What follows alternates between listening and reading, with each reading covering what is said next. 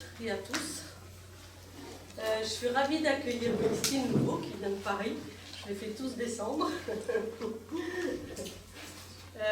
En fait, j'ai eu un coup de cœur de Christine en regardant la vidéo, le documentaire de l'apport à la joie.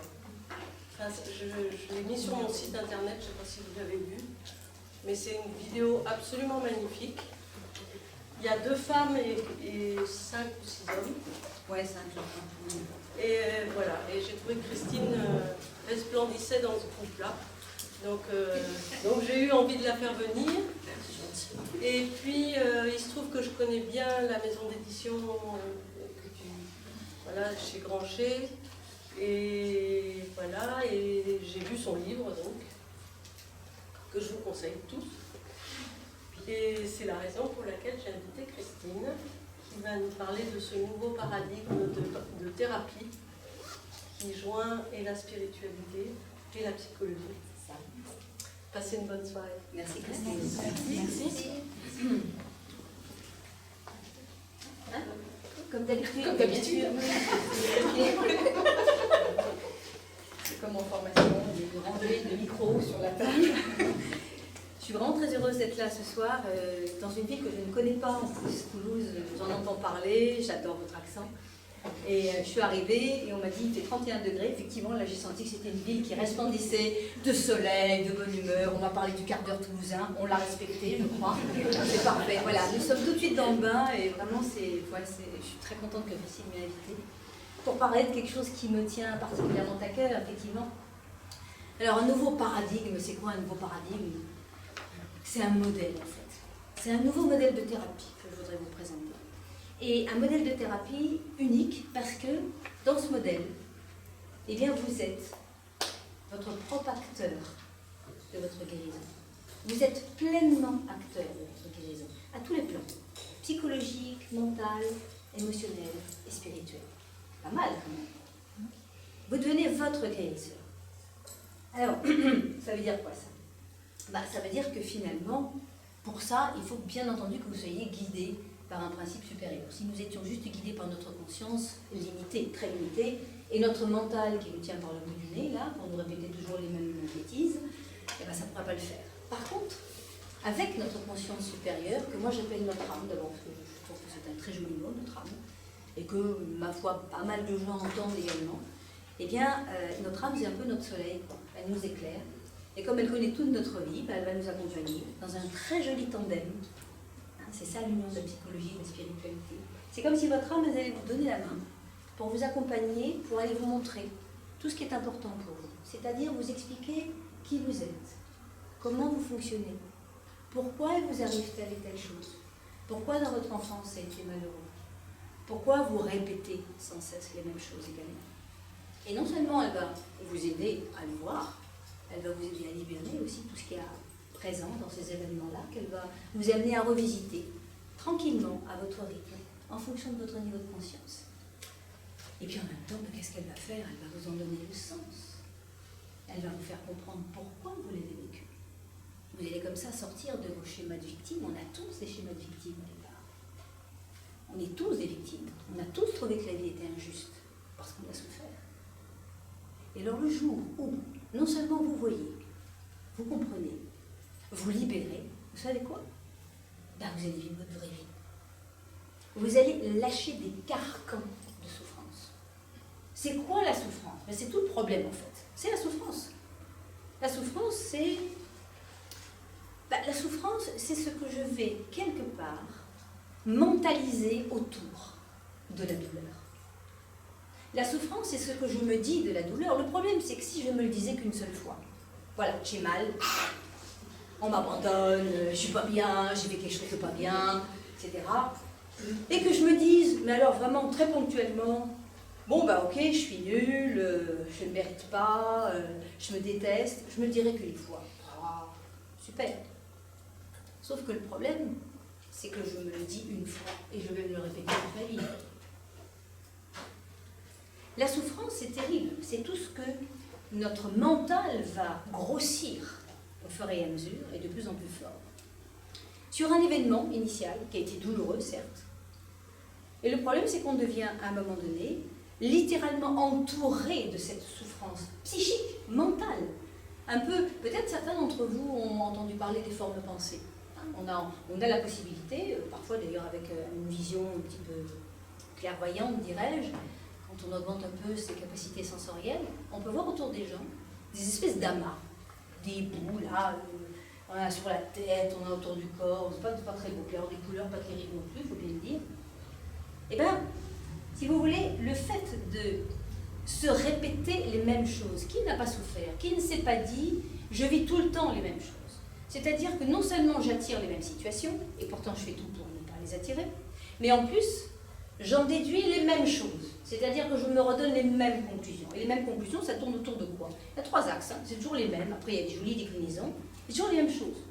C'est, je vois rien, je suis nulle, je ne suis pas capable, je ne suis pas à la hauteur, j'y arriverai jamais. Bon, voilà, grosso modo.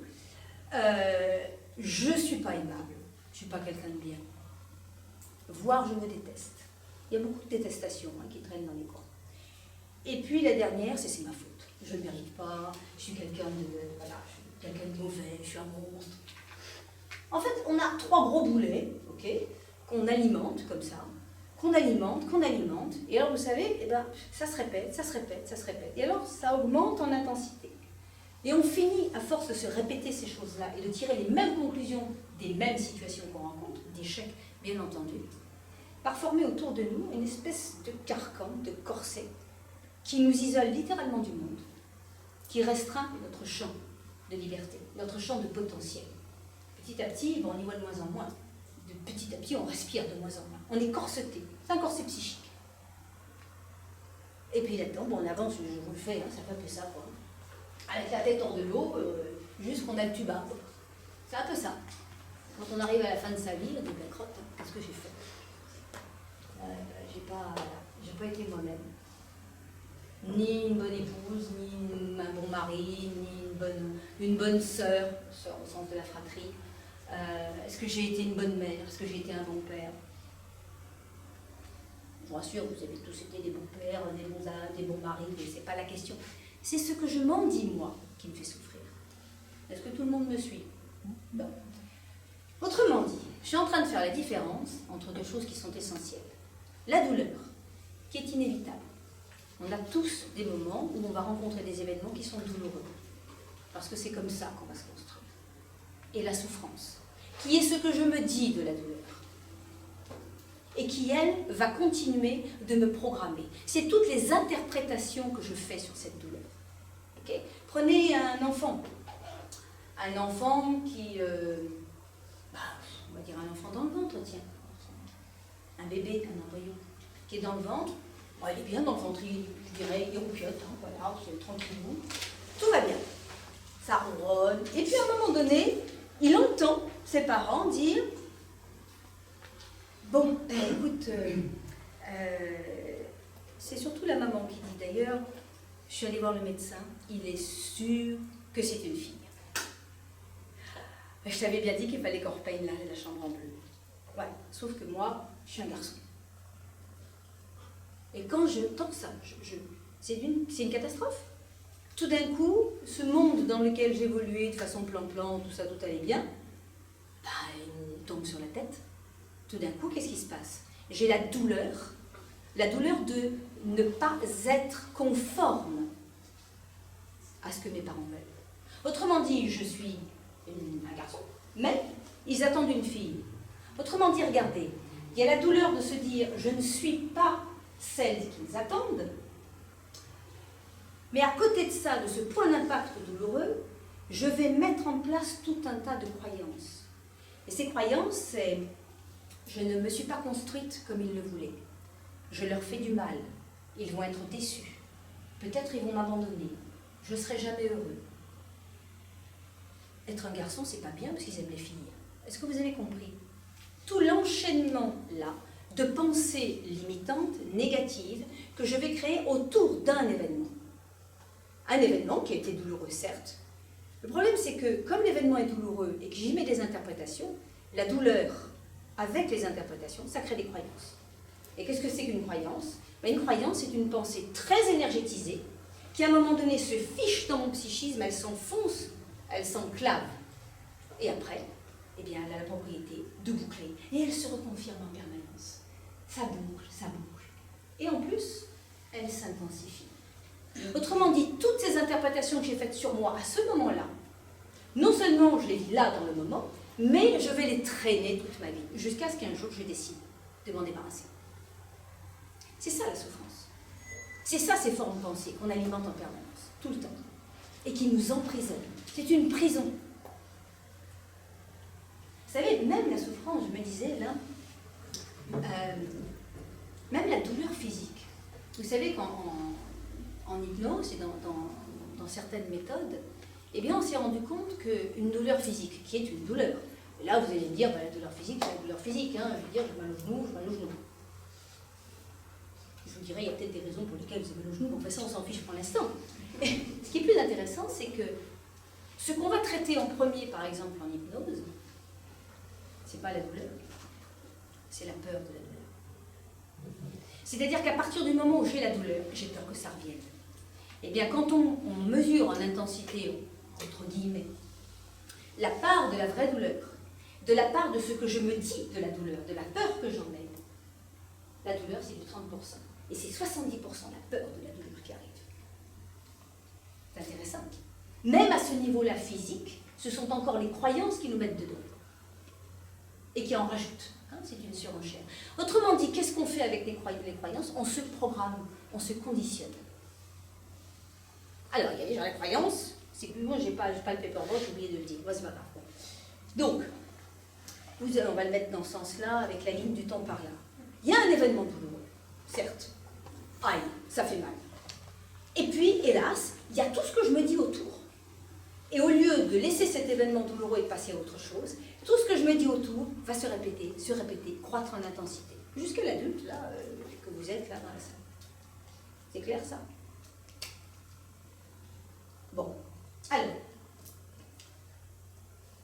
Donc, la douleur, elle est bien inévitable, mais la souffrance est facultative. Est-ce qu'on est d'accord? C'est mieux, hein, comme ça. Ah, oui, non, mais... mais oui, parce que la douleur, je ne pourrais jamais y faire quoi que ce soit. On a un parcours d'évolution hein, dans le temps, et dans ce parcours vont s'inscrire un certain nombre d'événements qui vont nous faire grandir. Et c'est l'autre avantage du nouveau paradigme de votre âme en commande, c'est que c'est un modèle de thérapie où non seulement vous devenez acteur de votre propre guérison, dans tous les plans, psychique, émotionnel, mental et spirituel, et on va voir physique aussi, mais en plus, vous évoluez. Vous grandissez. Pourquoi? Parce que vous avez le sens des choses. Autrement dit, vous allez faire du bon avec quelque chose qui initialement paraissait mauvais. Fantastique. C'est ça qui nous fait grandir. Ce paradigme, en fait, je vais revenir après sur des exemples. Ce nouveau modèle de thérapie, où vous êtes acteur de votre guérison et où votre âme vous donne la main, il y a 3 principes. Le premier, c'est effectivement unir cette psychologie, c'est-à-dire comprendre comment on fonctionne, pourquoi on fonctionne de cette façon-là, quels sont les rouages, tous les paradoxes que nous vivons. On a plein de paradoxes. On a plein de paradoxes parce qu'on a à un moment donné des bouts de nous qui sont en souffrance, dans des moments différents du temps. Un coup, c'est un embryon qui a vécu une préférence de sexe. Un coup, ça va être un enfant qui, à 2 ans, est déposé par exemple chez sa grand-mère parce que ses parents ne peuvent plus s'occuper de lui momentanément et qui va se sentir abandonné. Un coup, c'est au moment de la naissance où vous avez l'impression que votre mère est en train de vous tuer parce qu'elle vous retient, elle ne pousse plus, vous êtes coincé au milieu, que c'est la catastrophe. Et que là, vous mettez même en place de la haine. Et oui, même un bébé peut mettre en place de la haine. Et un coup, ça peut être un personnage du passé qui est resté dans sa colère, sa culpabilité. Il y a un certain nombre comme ça de bouts de nous qui traînent. En fait, on est morcelés. Et qui tirent à U et à Dia. C'est pour ça qu'à un moment donné, on a des paradoxes. C'est-à-dire que, par exemple, en tant qu'enfant, si j'ai vécu ne serait-ce qu'une pensée d'avortement, ma mère qui dit, bon là, c'est pas le moment, c'est la cata, je me demande si je vais le garder, je crois que non, je vais le faire passer. Alors moi, en tant qu'embryon, là-dedans, je dis, j'en mets pas large. Donc, la terreur quand même, c'est pas rien. Dévalorisation, plus, mais qu'est-ce que je suis? Je suis un rebut, je suis un déchet, ok? Bon, c'est la cata à tous les niveaux. Elle m'aime pas, Bon. Et en même temps, dans ce moment-là, j'ai pas mon film, évidemment, c'est pas grave, ça va revenir. Je vous donne un exemple, je vais revenir le faire tout de suite. C'est pas grave, c'est pas grave.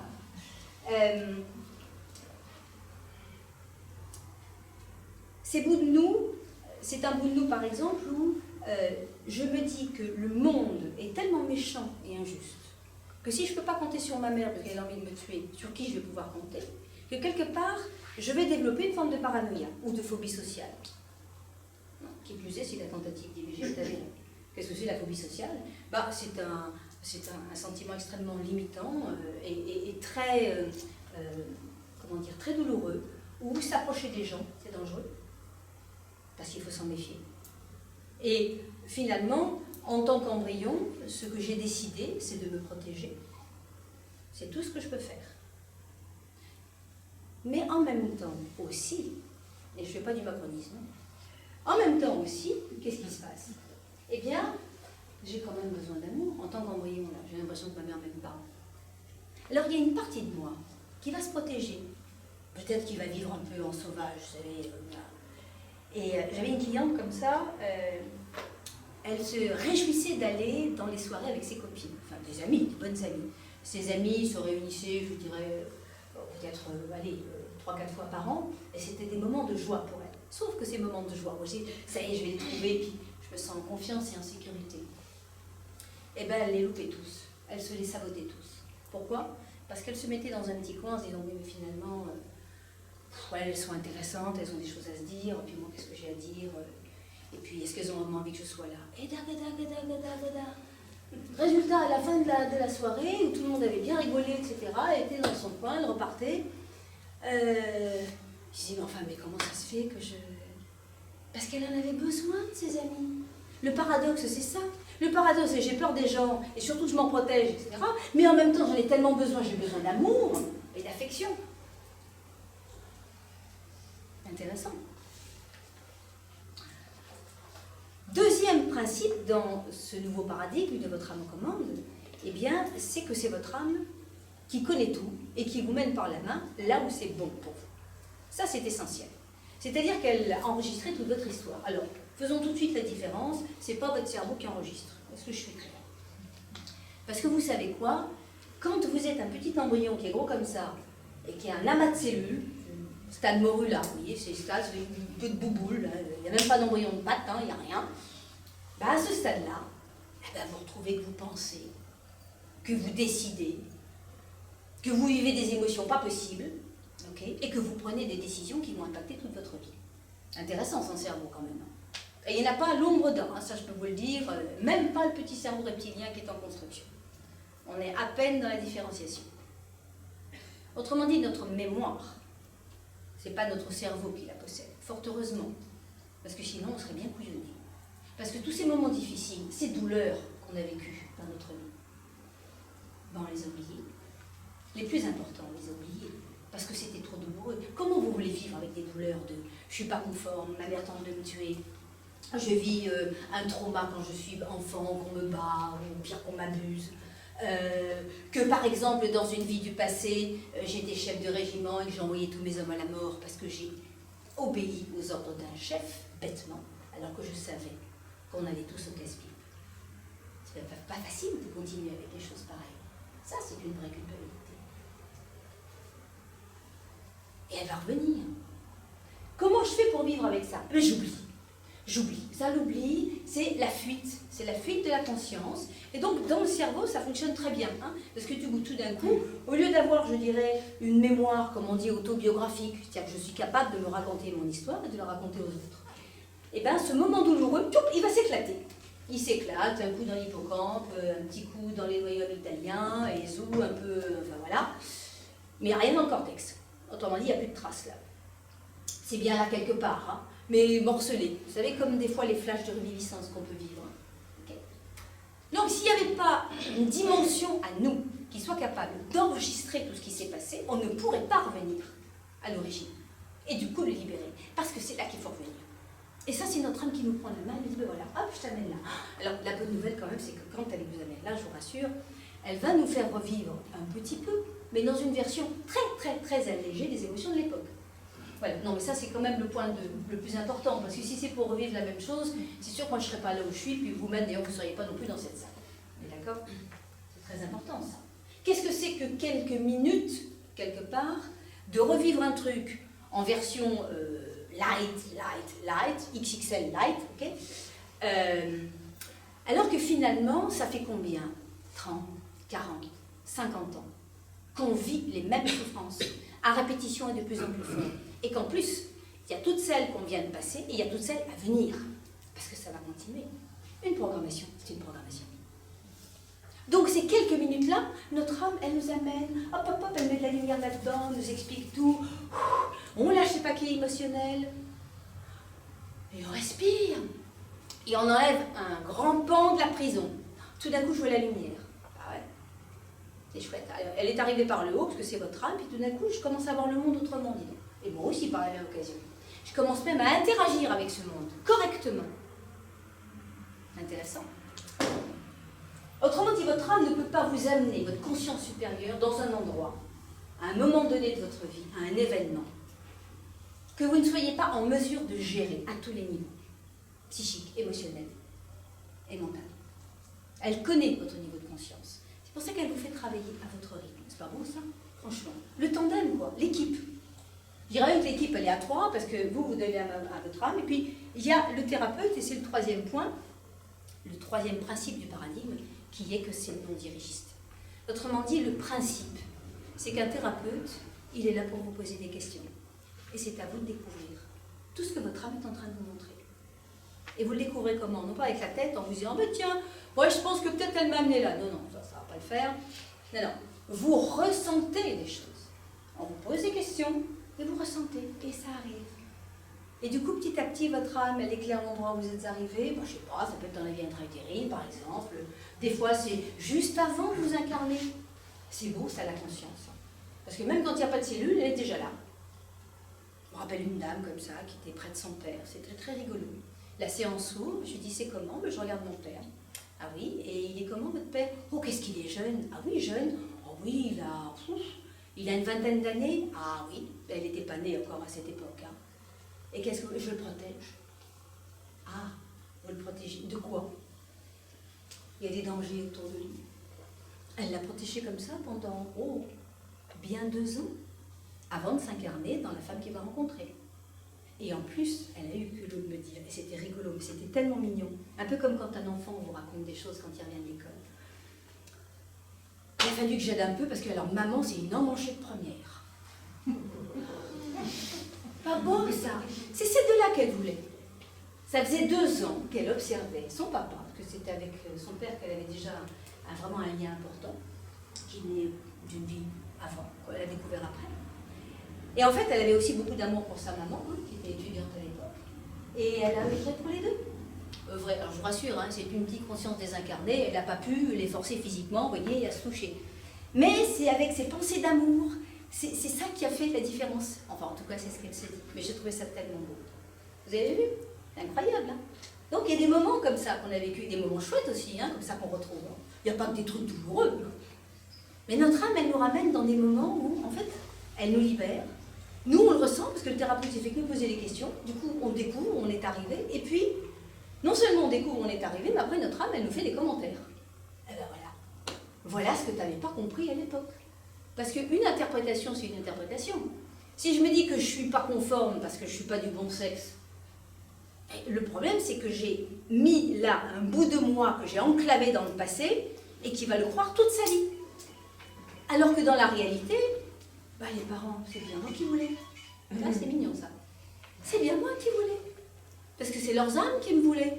Au niveau de leur tête, là, il y avait des cases manquantes ou des fois, mais c'est pour nous protéger. Je me rappelle une dame comme ça, sa mère voulait absolument un garçon. Elle, c'était une fille, bien entendu. Et pourquoi un garçon? Mais parce que les garçons, c'est libre.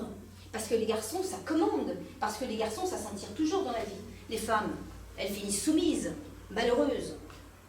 Du coup, elle voulait absolument un garçon pour son enfant, par amour pour l'enfant. Sauf que c'était bien une fille qu'il voulait plus haut, parce que la fille, elle devait scoltiner ce chemin-là pour pouvoir sortir et déployer ses ailes. Mais c'est ça qu'on découvre. Et ça, c'est pas dans la tête. Vous le trouvez de l'intérieur, vous le vivez de l'intérieur. Pas mal. Donc, un truc où c'est vous qui êtes aux commandes. C'est votre principe supérieur qui a tout enregistré et c'est vous qui faites tout le boulot finalement. Le thérapeute, il fait partie d'équipe, donc il pose des questions, voilà, jusqu'à ce que vous trouviez. Et votre âme, elle termine, enfin elle termine plus ou moins, parce que ce qu'elle fait, c'est d'abord elle vous monte les copier-coller, l'endroit où elle vous ramène, et elle vous dit, ben voilà, regardez.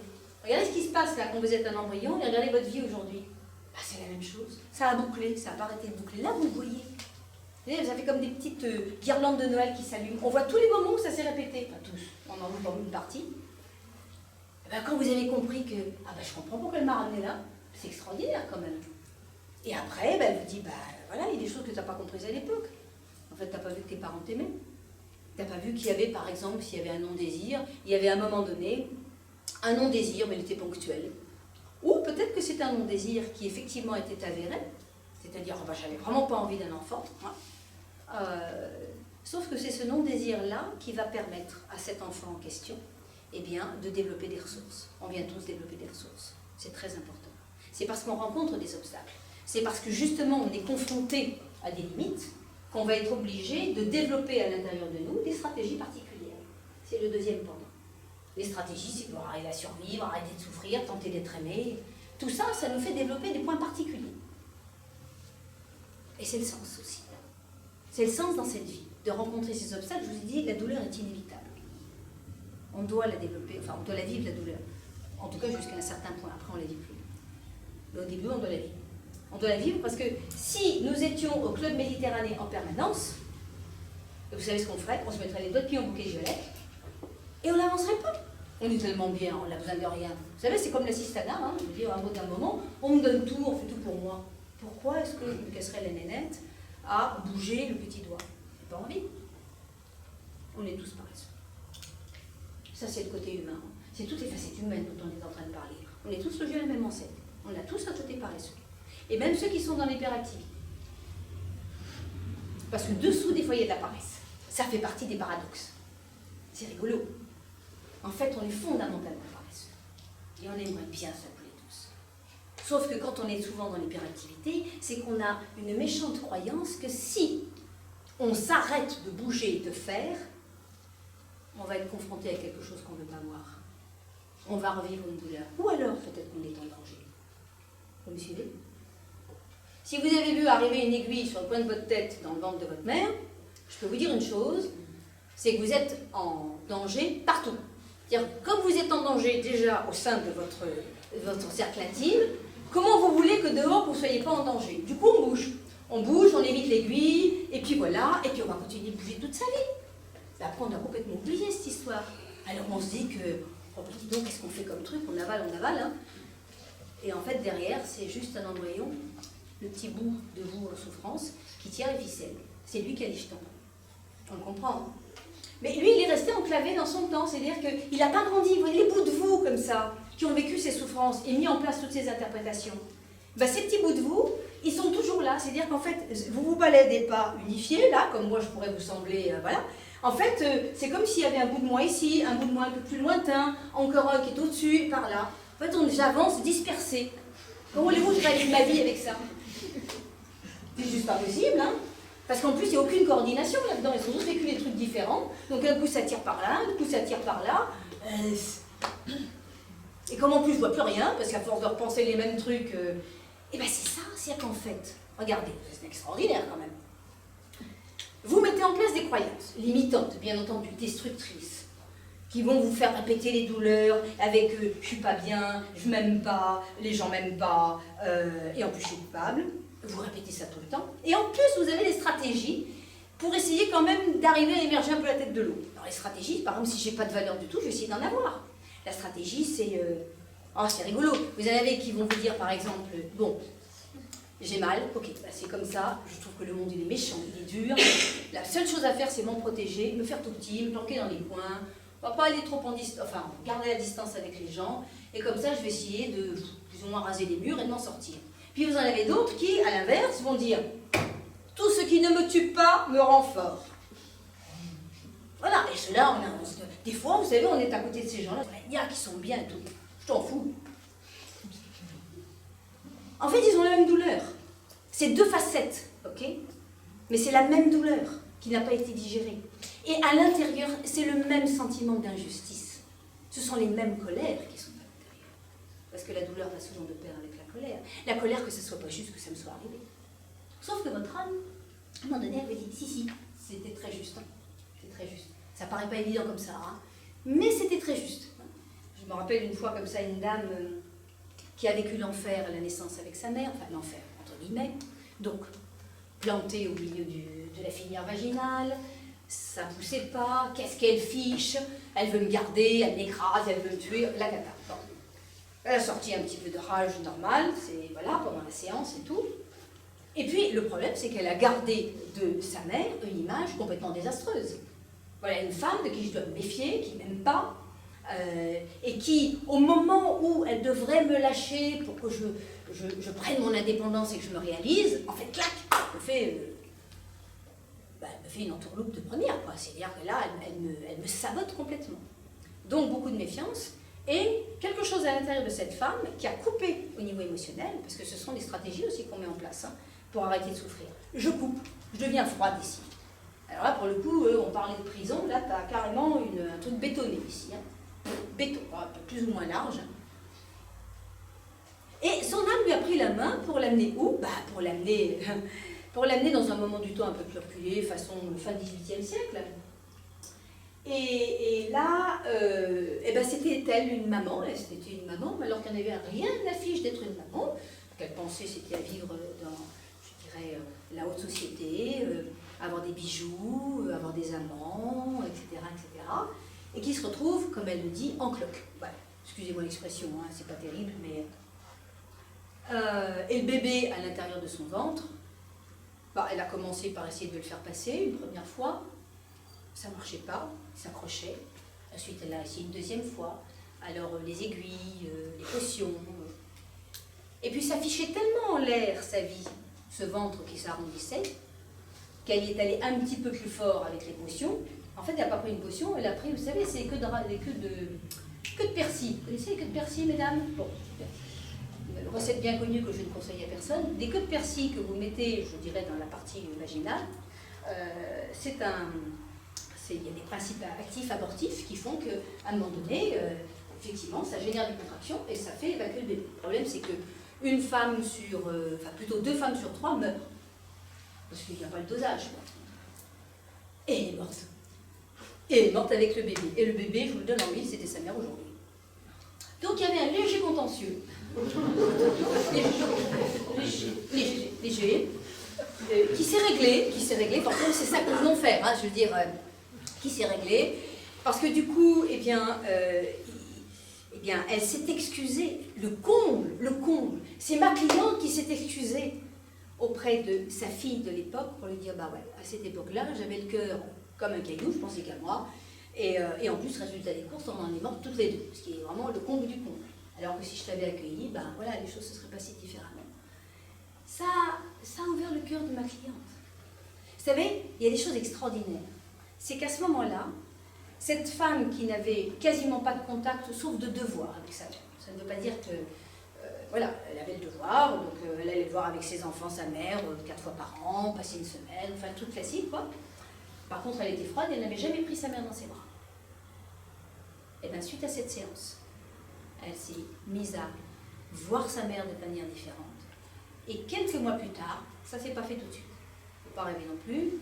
C'est juste la force du rail qui s'est mise en place. Quelques mois plus tard, elle m'a écrit une très jolie petite lettre en mail en me disant, pour la première fois de ma vie, j'ai pris ma mère dans mes bras. Et je l'ai fait avec plaisir. Je l'ai fait avec amour. Pas beau ça? Grâce à son âme qui lui a tenu la main, qui l'a amené voir ce qu'il fallait voir. Il y a un sens à tout. C'est pas pour rien que ça vous est tombé sur la tête quand vous étiez enfant. Non, il y a un sens à tout. Maintenant, il est différent pour les uns et pour les autres. Vous suivez? C'est quand même sympa. La base de ce nouveau paradigme de votre âme aux commandes, le socle, c'est la sophranalyse des mémoires prénatales, de la naissance et de l'enfance. Vous allez me dire, mais quel nom à rallonge? Pourquoi un truc pareil? Et tout simplement parce qu'en fait, votre âme, elle vous amène partout. Elle vous amène dans les mémoires prénatales, parce que c'est souvent là que se sont recristallisées un certain nombre de croyances que vous avez gardées dans vos valises, des vies du passé. Je vous rassure, en fait, on fait que boucler. Des vies antérieures, on en a plein, mais c'est souvent toujours les mêmes. C'est chiant. C'est surtout chiant quand on en prend conscience. C'est-à-dire que le jour où vous vous rendez compte que votre âme vous montre que ça fait 10, 15, 50, 100 fois que vous êtes toujours dans le même schéma, schéma par exemple de soumission, schéma de manque de discernement, schéma d'égoïsme, et qu'à chaque fois ça se termine mal, et que quand vous terminez votre vie, votre conscience qui quitte votre corps, elle quitte le corps, c'est un véhicule de location, hein, le corps, on est bien d'accord. Donc vous quittez le corps, et qu'est-ce que vous faites? Et bien, comme tout le monde, vous regardez la vie qui vient de s'écouler. Et là vous dites, et zut, j'ai encore foiré. C'est couillon, hein, parce que quand on arrive, on descend en préincarnation, on est là, sincèrement sur le plan des âmes, là, parce que tout le monde s'entraîne, c'est ça qui est chouette. Il y a de l'amour là-haut, c'est extraordinaire. Avec vos pires ennemis, il y a un amour fou, peut-être même des fois plus grand encore qu'avec les gens qui vous ont aidé dans cette vie. Et là, on a tous la fleur au fusil. On y va cette fois-ci, ça va le faire, et hop, et alors évidemment, qu'est-ce qu'on fait? On s'incarne chez des gens qui vont porter les mêmes problématiques que nous, nos parents. Je vous le donne en mille. Autrement dit, nos parents, qu'est-ce qu'ils font, nos parents? Eh bien, ils sont là, et ils nous voient grandir, et ils disent, c'est ma faute. C'est parce que je suis comme ci, je suis comme ça, que du coup mon fils ou ma fille, elle est comme ci, c'est comme ça. Je les préviens, ces parents, je leur dis, mais non, là vous faites une erreur. C'est pas du tout de bon sens. En fait, ils sont comme ça parce qu'ils étaient déjà comme ça. Et ils vous ont choisi parce que vous leur ressemblez. La même chose quand même. Ça va, ça fait pas trop de nœuds dans la tête là. Non, mais vous me dites, hein, je veux pas... Mais quand même, c'est extraordinaire. On les choisit parce qu'ils nous ressemblent. Alors nous, c'est bien parce qu'on a un doublé. Hein. C'est-à-dire qu'en fait, dites-vous bien, vous ressemblez à papa et à maman. Donc ne cherchez pas uniquement, mesdames, du côté de maman, vous avez aussi du papa. Idem pour messieurs. Hein. Vous avez compris. On a les deux, coup double. Là, on a une belle trame pour évoluer. Et donc, cette sophranalyse des moments prénatales, c'est la technique que je vous donne. Elle va à l'essentiel. C'est-à-dire que votre âme, dans une thérapie qui est relativement brève, elle va vous amener sur une vingtaine d'heures. Ça peut être un peu plus si vous avez vraiment une histoire très lourde. De toute façon, c'est votre âme qui vous dit quand vous avez terminé. Bonne nouvelle, c'est encore pas le thérapeute qui vous dit « Bon alors madame, il va falloir travailler », comme j'avais un client là, qui a travaillé 15 ans en psychanalyse. Le jour où il m'a rencontré, parce qu'il écoutait une conférence, il m'a dit « Oh, j'aimerais bien travailler avec vous ». Très bien, il est venu travailler avec moi. Et puis au bout de 4-5 séances, il me dit « Je suis un peu embêtée parce que ma psychanalyste refuse de me laisser partir. » 15 ans avec maman. Maman lâche pas. Ah, ça. Voilà. Il a réussi quand même à s'en sortir. Hein. Et c'est incroyable. Hein. Voilà. Non, mais il n'est pas terminé. Qu'est-ce qui c'est le thérapeute? Il sait rien du tout. On est d'accord? Ça va, je veux pas... Non, c'est bon. C'est bon, hein, tu me goûtes, hein, voilà, parce que je... Voilà. Donc, je veux dire que votre âme sait. Elle a tout enregistré, c'est elle qui a la mémoire de votre histoire. Extraordinaire. Donc, vous connaissant, elle vous amène là, elle vous fait faire un parcours extraordinaire parce que non seulement elle vous aide à libérer les choses. Dans la vie intra-utérine, vous découvrez que vos parents vous aimaient, mais vous le ressentez. Pour ceux qui ont vécu des non-désirs, pour ceux qui ont vécu des préférences de sexe, ok, pour ceux qui, à un moment donné, ont cru qu'ils étaient abandonnés, eh bien, on retrouve cet amour de nos parents sur le plan supérieur et on le ressent. Et ça nous remplit, ça change tout. Et c'est pas dans la tronche, c'est là que ça s'installe. Et quand ça s'installe là, ça peut descendre là, dans ma centrale énergétique. C'est ça qui me fait agir. Je vais changer toutes les croyances limitantes que j'ai mises en place à l'endroit où je les ai mises en place. Parce que c'est cette vie-ci qui est la plus importante. C'est celle-là, cette incarnation, où nous recristallisons tout ce que nous avons ramené dans nos valises. Autrement dit, des fois notre âme nous montre quelques valises, par exemple le léger contentieux qu'on avait tout à l'heure. Mais elle va quand même insister particulièrement sur ce qui s'est passé voilà, dans les vies intra-utérines, à la naissance, dans votre enfance. Il n'y a pas à tortiller. Ça, c'est ce qui construit beaucoup de votre être aujourd'hui, qui est le plus important. Elle vous amène, et non seulement elle vous fait libérer les choses, mais en plus, bonne nouvelle, vous allez redécouvrir des ressources. Et des fois même, elle vous fait vivre des séances ressources. Et au bout de 4-5 fois, par exemple, vous avez lâché des gros trucs. Vous retournez chez le sophranalyste et vous dites, bon, allez, à quelle sauce elle va me manger encore? Et là, bonne nouvelle, Au lieu de vous emmener dans un endroit où il y a encore des trucs à lâcher, faut pas rêver quand même, hein, il y en a quand même quelques-uns, et bien votre âme, elle vous fait vivre quelque chose de super. Quelque chose où, par exemple, même d'un retour dans une vie du passé, parce qu'on a aussi de très jolies vies du passé, où vous aviez, waouh, des tas de qualités, des compétences, vous regardiez les choses autrement. Et là, ça vous permet de vous les réapproprier. Et vous savez, même quand elle ne fait pas ça, à partir du moment où vous sautez le carcan, les prisons là, les machins, eh bien vous allez recontacter ce qu'il y avait à l'intérieur et que vous aviez emmuré. Parce que ce que vous vouliez au départ, c'est emmurer la douleur, emmurer la colère, emmurer la culpabilité. Mon Dieu, je ne peux pas me sentir coupable d'avoir tué mon jumeau, hein, c'est affreux.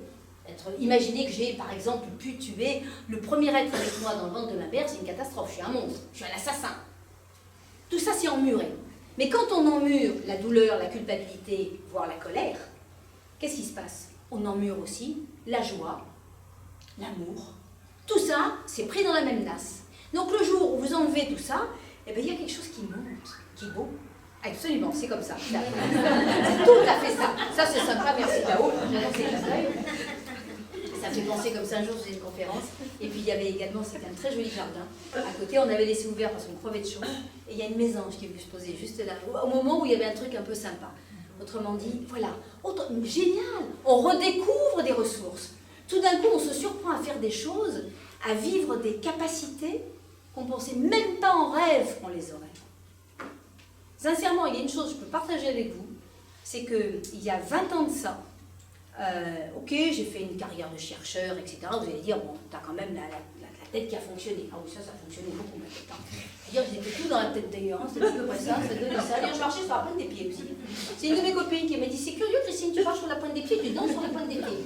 Bah oui, voilà, bon, vous avez compris, pas trop incarné, n'habitant pas trop son corps, tout dans la tête, et surtout en protection.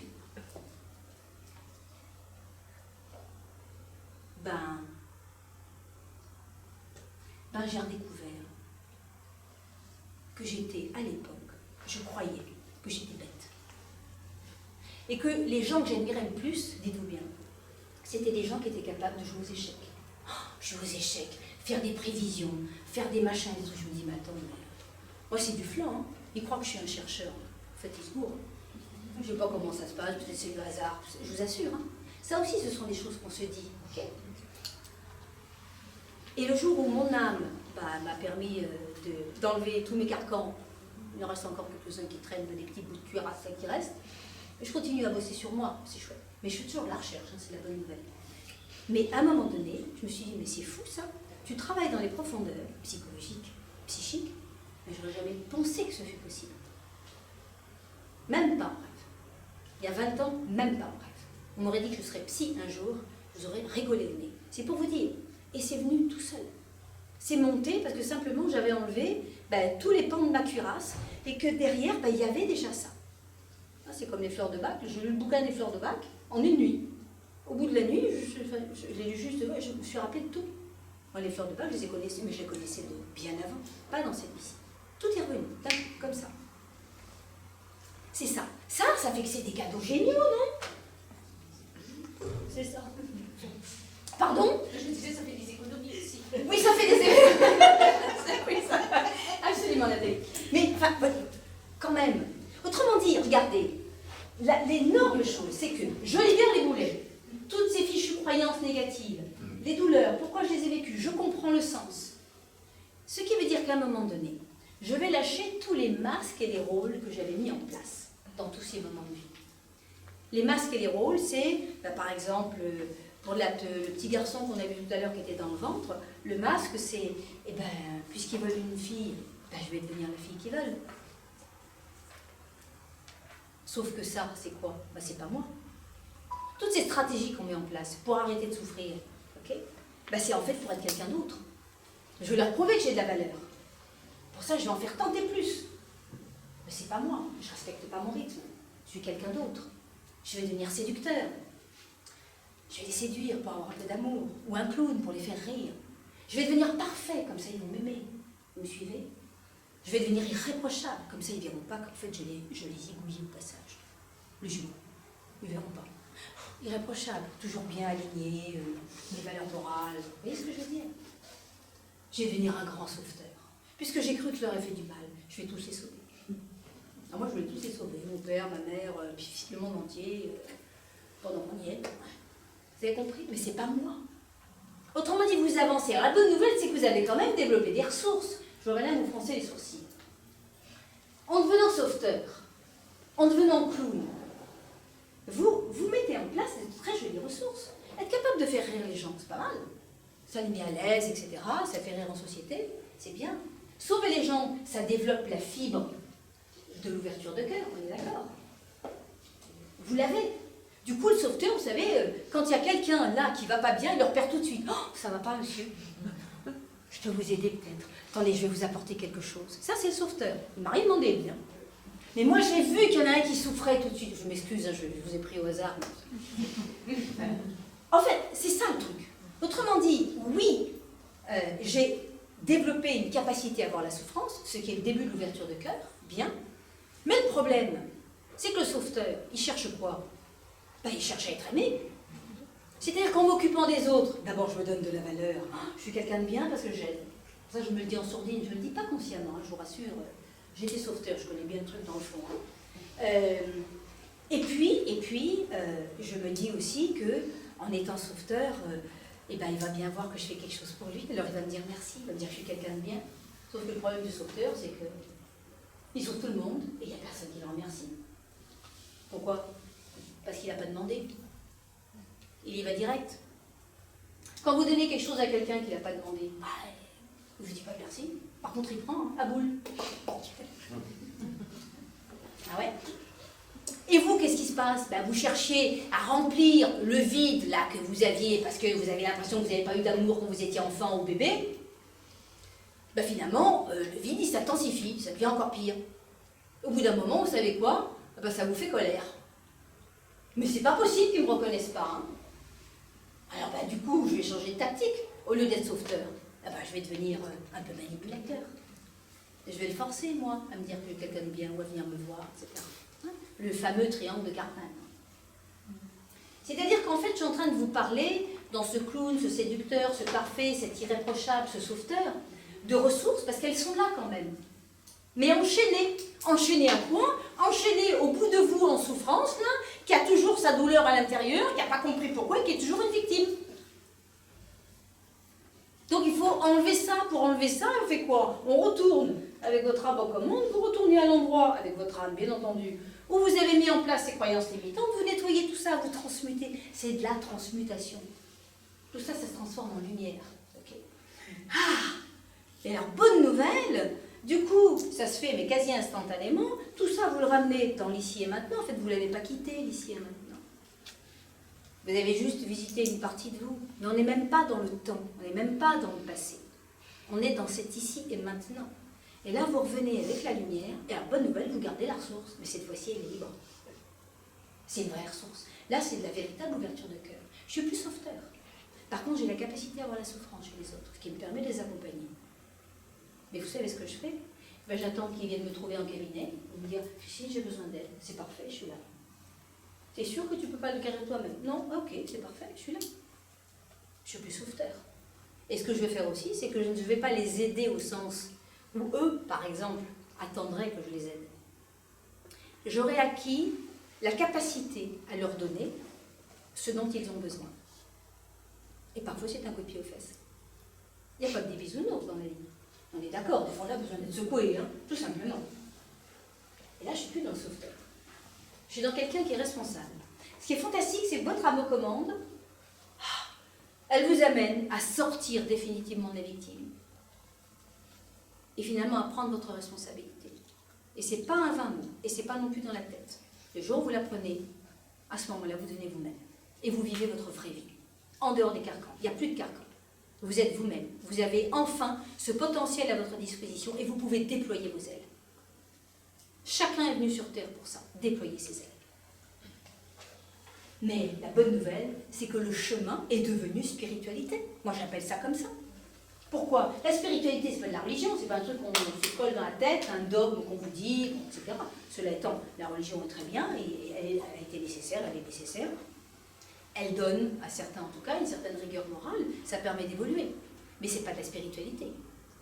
La spiritualité n'est pas un dogme, la spiritualité c'est expérientiel. Autrement dit, c'est qu'est-ce que moi je ressens, quelle est la grâce qui me vient, quelle est cette lumière qui m'éclaire. Okay. Quand vous avez fait un parcours en sophroanalyse avec votre âme, et que vous vous retournez un peu, vous dites, mais non d'une pipe, je regarde le parcours qu'elle m'a fait faire, et il y a d'abord eu telle séance, il y a eu ça. Ben heureusement qu'elle ne m'a pas mis cette séance-là, parce que alors là, carrément, j'aurais quitté le thérapeute. C'est du sur-mesure. Elle vous amène, comme elle vous connaît, exactement là où vous en avez besoin. Du sur-mesure. Et vous vous en rendez compte. Et comme chaque séance est libératrice, vous savez quoi? Ben, la confiance en votre âme, elle est acquise. Là, vous avez confiance en elle. Là aussi, c'est expérientiel. Et vous la gardez. La thérapie, vous la quittez. Le but, c'est d'être indépendant, je sache, autonome. On n'a plus besoin d'une béquille. Quelle est la différence fondamentale entre cette technique, ce nouveau paradigme, et d'autres thérapies qui ont toutes leur raison d'être, entendons-nous bien. Donc je ne suis pas en train de dire que les autres thérapies sont affichées à la poubelle, certainement pas. Parce qu'au travers de notre évolution, nous avons besoin, à un moment donné, de commencer à tirer une ficelle, de rencontrer des gens qui nous aident, de pouvoir parler, peut-être de faire un nettoyage énergétique parce qu'il y a des gros morceaux et que je ne vois plus rien du tout, qu'il faut absolument faire quelque chose. Et donc tout a sa raison d'être. Mais la différence fondamentale, c'est que quand votre âme est aux commandes, vous êtes acteur de votre guérison. Dans les autres thérapies, la plupart, vous êtes passif. Beaucoup de gens vont à l'énergétique, l'EFT, machin, etc. Qu'est-ce qui se passe? Si vous voulez, ça ne veut pas dire que vous n'allez pas avancer, que vous n'allez pas, je dirais, améliorer votre bien-être, etc. Mais vous êtes passif. Sauf pour l'EFT où vous tapotez beaucoup. Il faut tapoter longtemps. Hein. Et le problème, c'est qu'il y a toujours des bouts qui manquent. Et oui, c'est intéressant dans l'EFT de voir qu'au fur et à mesure, on en arrive à, je dirais, décomposer de plus en plus finement, psychologiquement, toutes les composantes de la souffrance, parce que sinon, ça ne fonctionne pas. Mais même quand on arrive au bout, qu'est-ce qui se passe? Ça y est, ça va mieux, je ne sais plus le machin. Mais est-ce que vous avez compris pourquoi ça vous est arrivé? Rien du tout. Vous savez ce qui se passe, c'est que les gens, ils vont de thérapie en thérapie. Et je te fais de l'EMDR, et je te fais de la déprogrammation cellulaire, et je te fais de l'énergétique, je te fais du Reiki, etc., etc. Tout ça a sa place, il n'y a pas de souci.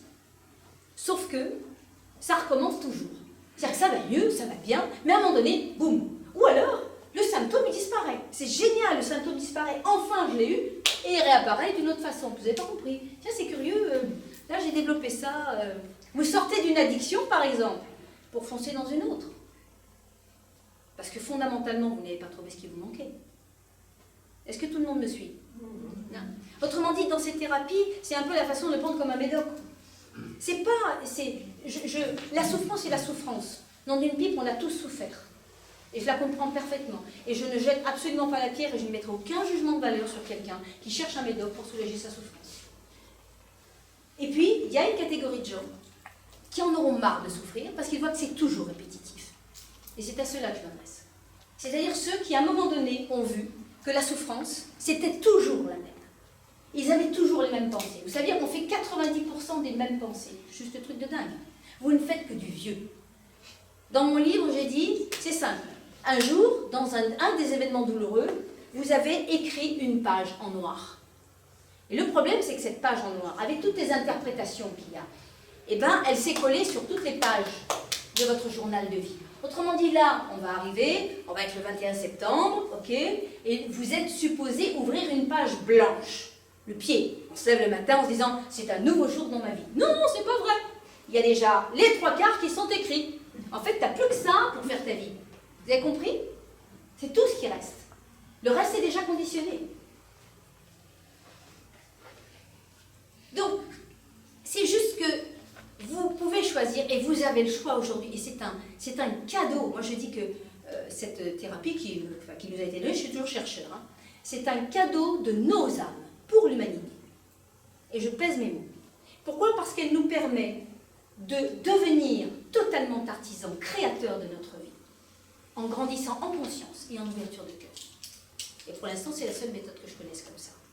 Qui soit à ce point. Ça ne veut pas dire que si vous avez vécu des traumatismes, par exemple, eh bien, votre âme vous aidera à les libérer, à en comprendre le sens, elle va faire tout, hein, total. Vous savez, la méthode de traumatisme, ça c'est bien, elle va tout donner, ça marche super bien. Pour autant, vous serez obligé de faire, pour vos corps, un peu de d'ostéopathie, ou de trame, ou je ne sais trop quoi, pour finir de libérer certains engrammes au niveau corporel. Donc je n'ai pas dit que la sophroanalyse c'était tout. Mais j'ai dit qu'avec la sophroanalyse, vous allez éclairer l'étage conscient. C'est quoi qui mène le monde? La conscience.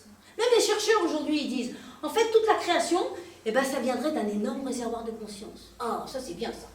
J'adore quand la science se rabiboche un peu avec la spiritualité. C'est la conscience qui fait tout. Vous savez, ces cas il y a une bonne dizaine d'années, ils ont sorti dans un journal très réputé, style le Lancet en médecine, ils ont fait une étude sur 100 cas de personnes qui ont été atteintes d'un cancer et qui étaient en phase terminale. Donc, phase terminale de cancer, on est en soins palliatifs, ok, bien. Eh bien, pourquoi est-ce qu'ils ont pris ces cas-là? Parce que ces 100 cas se sont guéris. Donc, ils ont atteint la dernière limite, celle où on se dit, ben voilà, il n'y a plus qu'à pallier la douleur. Et bien, ces 100 personnes ont guéri. Et qu'est-ce qu'ils ont fait? Eh bien, ils ont étudié, parce que c'est ça qu'ils cherchaient, quel est le point commun? Parce qu'il y en a forcément un. Alors là, ils ont cherché, figurez-vous que ces gens-là, il y en a certains qui avaient tout simplement suivi leur chimiothérapie jusqu'au bout, essayé un nouveau traitement, et la radiothérapie, par exemple, étaient suivis en soins énergétiques, d'autres qui étaient dans la prière en permanence ou qui ont fait la cure Breuss, d'autres qui ont été libérés grâce à des groupes de prière. Il n'y avait pas un traitement qui ressemblait à un autre, mais il y avait bien un point commun dans ces 100 personnes, et ils l'ont trouvé. C'est que les 100 croyaient en leur traitement. Les 100 personnes croyaient que leur traitement allait les guérir. C'est ça qui a fait la différence. Quand je vous disais que même la sphère physique est impliquée, bien sûr qu'elle l'est. C'est votre conscience qui fait la différence. La conscience est là? Non. La conscience, elle n'est pas là. Votre âme n'est pas à l'intérieur de votre corps en train de vous animer. Ce serait trop beau, on ne serait pas là. C'est-à-dire que si notre âme était aux commandes, directes, c'est Club Med. Sauf que ce n'est pas le cas. Nous, on a l'ego. C'est-à-dire qu'en fait, notre âme, si vous voulez, bon, l'image qu'on a, c'est vraiment une allégorie. C'est une dimension spirituelle, hors du temps, hors de l'espace, immense, très belle. Il y a des gens qui voient leur âme, c'est juste magnifique, quoi. Alors, surtout pour ceux qui se croyaient comme des petites merdes, là, quand ils voient leur âme, là, je vous dis que déjà, ça vous fait un grand coup de clarté, un bon sniff de valorisation. Et en fait, c'est juste un petit bout de votre âme qui, à un moment donné, va s'incarner et venir autour de vous, quoi. Elle va entourer cette première cellule qu'ont fabriquée vos deux parents, ok? Et puis, elle va donner le schéma directeur à ces cellules. Et ça devient la conscience. Et elle s'est chargée, votre conscience, ce petit bout, au passage, du petit manteau karmique que vous aviez laissé en orbite la dernière fois que vous aviez quitté la Terre.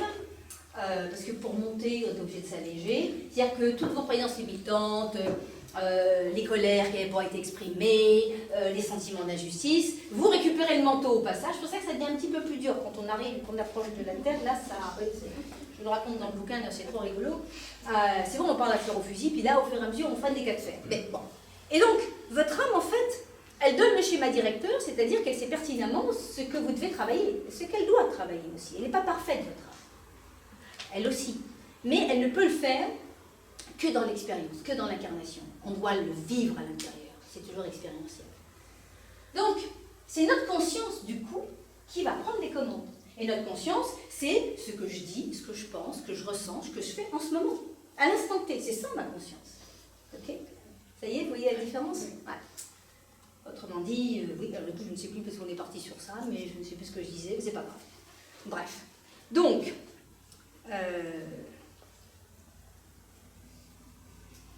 est-ce que quelqu'un suivait?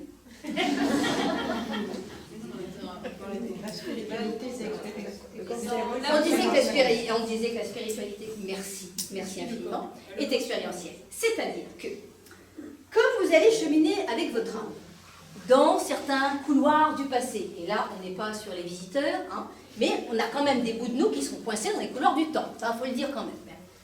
On va les récupérer, donc là c'est un super travail d'équipe. Au fur et à mesure de ce cheminement, vous grandissez. Tout d'un coup, vous commencez à voir des choses que vous n'aviez jamais vues. Vous allez ressentir des choses que vous n'aviez jamais ressenties. C'est ça la spiritualité. Parce que vous savez que vous êtes guidé, et pas par n'importe qui, c'est votre âme. C'est pas quelqu'un qui canalise pour vous, c'est pas l'énergétique. Vous avez vécu une vie antérieure, ça a de grosses répercussions. Non, c'est vous qui le vivez. Et ça devient expérientiel. La spiritualité, c'est ça. Et ça devient une connaissance et non pas un savoir.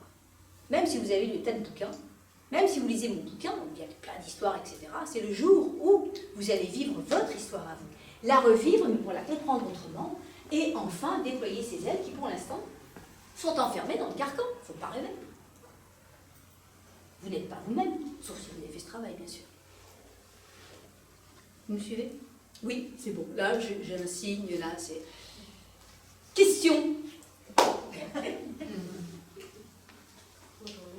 Oui, vas-y.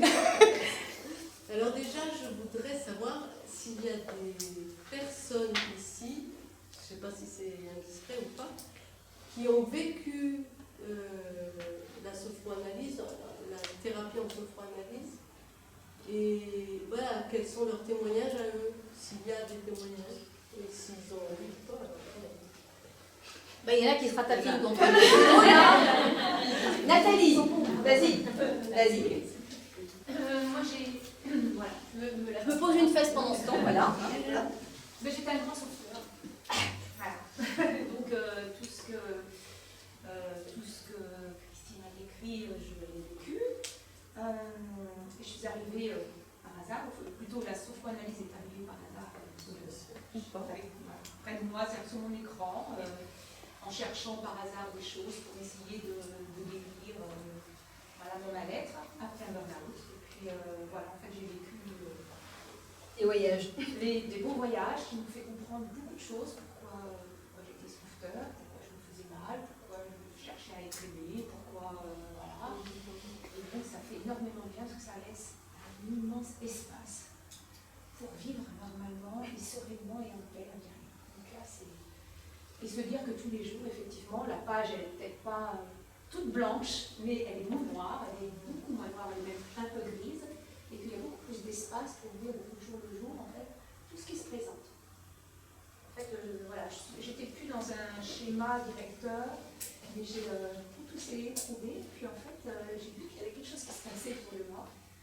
Et en fait, voilà, il y a des choses qui arrivent qui sont une belle chose, et merci à la thérapie, merci Christine. Merci à ton âme. Merci à ton âme. Il y en a une autre qui veut... Allez, dire un petit mot. Non, Virginie? Alors, si, je peux compter, je suis plus rapide. Je suis encore en cours de thérapie, même si j'approche de la fin. Je ne sais pas exactement quoi dire. Moi, je sais juste que c'était la chose la plus énorme qui me soit arrivée dans ma vie. Voilà. J'ai assisté à ta conférence il y a 2 ans, au Salon Zen. J'ai pleuré tout le long de la conférence. Je me suis dit, alors qu'est-ce qui m'arrive? Oui. Et je pensais à mes enfants, mes 2 enfants, et je me suis dit, oh mais quelle mère atroce, mon Dieu, tout ce que j'ai pu leur infliger. Enfin voilà, on y est bien dans le. Voilà, je m'auto-flagelle. Donc voilà, et je me souviens d'être allée en pleurs au stand en me demandant est-ce qu'il existe, est-ce que c'est faisable pour les enfants? Et là, c'est donc Karine qui travaille avec toi qui m'a dit de manière tellement douce. Peut-être ce serait bien, dans un premier temps, de commencer par toi, parce que il y aura souvent des choses qui vont, voilà, des choses qui, de toute façon, si toi tu libéreras pour tes enfants. Alors, je sais juste que mon moteur, ça a été mes enfants, pour y aller comme souvent, de toute façon. C'est ça. Et voilà, et quoi, je sais pas, je regarde donc tout ce qui s'est passé depuis 2 ans, et je suis donc en formation avec toi actuellement. Et alors jamais j'aurais imaginé évidemment au préalable que ça pourrait arriver. Et c'est juste merveilleux. Enfin voilà, il y a encore du chemin, mais voilà, voilà. Et tes enfants vont mieux. Et mes enfants vont mieux. Essentiellement parce que je vais mieux. Voilà. Complètement. Donc voilà. Donc, merci Virginie. Merci. Il y a une... Vas-y. Je fais une deuxième question, je suis désolée. Mais vas-y Christine. Et en fait, comment ça fonctionne? C'est-à-dire que c'est un protocole de questions? Non. Par exemple, toi, Nathalie, tu le fais. Il n'y a pas de témoignage ici. Il y a des personnes que je reçois qui, si elles veulent témoigner, si elles sont en cours. En tout cas, il y a quelque chose qui me vient, c'est par rapport à l'âme, quand tu dis que. Parce que je vais pas citer la personne, mais elle se reconnaîtra. J'ai une cliente que je reçois qui m'a dit, il y a peu de temps, qui m'a dit, mais après une séance, et puis qui a un parcours d'une dizaine de séances, 12 séances, qui me dit, mais c'est fou parce que ça arrive, ce que tu disais, réellement, l'âme amène les séances les unes derrière les autres et à libérer couche par couche, réellement, elle a senti intérieurement parfaitement les choses. Et moi, tout de suite, je me dis, c'est sûr que moi, à la thérapeute, j'aurais pas pu l'amener aussi parfaitement C'est pas possible. que l'âme de la personne amène les séances, des couches comme ça. C'est un parcours sur mesure. Sur mesure. On ne peut pas faire, c'est de la dentelle de précision. C'est même moi, je une suis merveille. épatée à chaque fois moi-même. C'est une Parce que merveille. les âmes, voilà.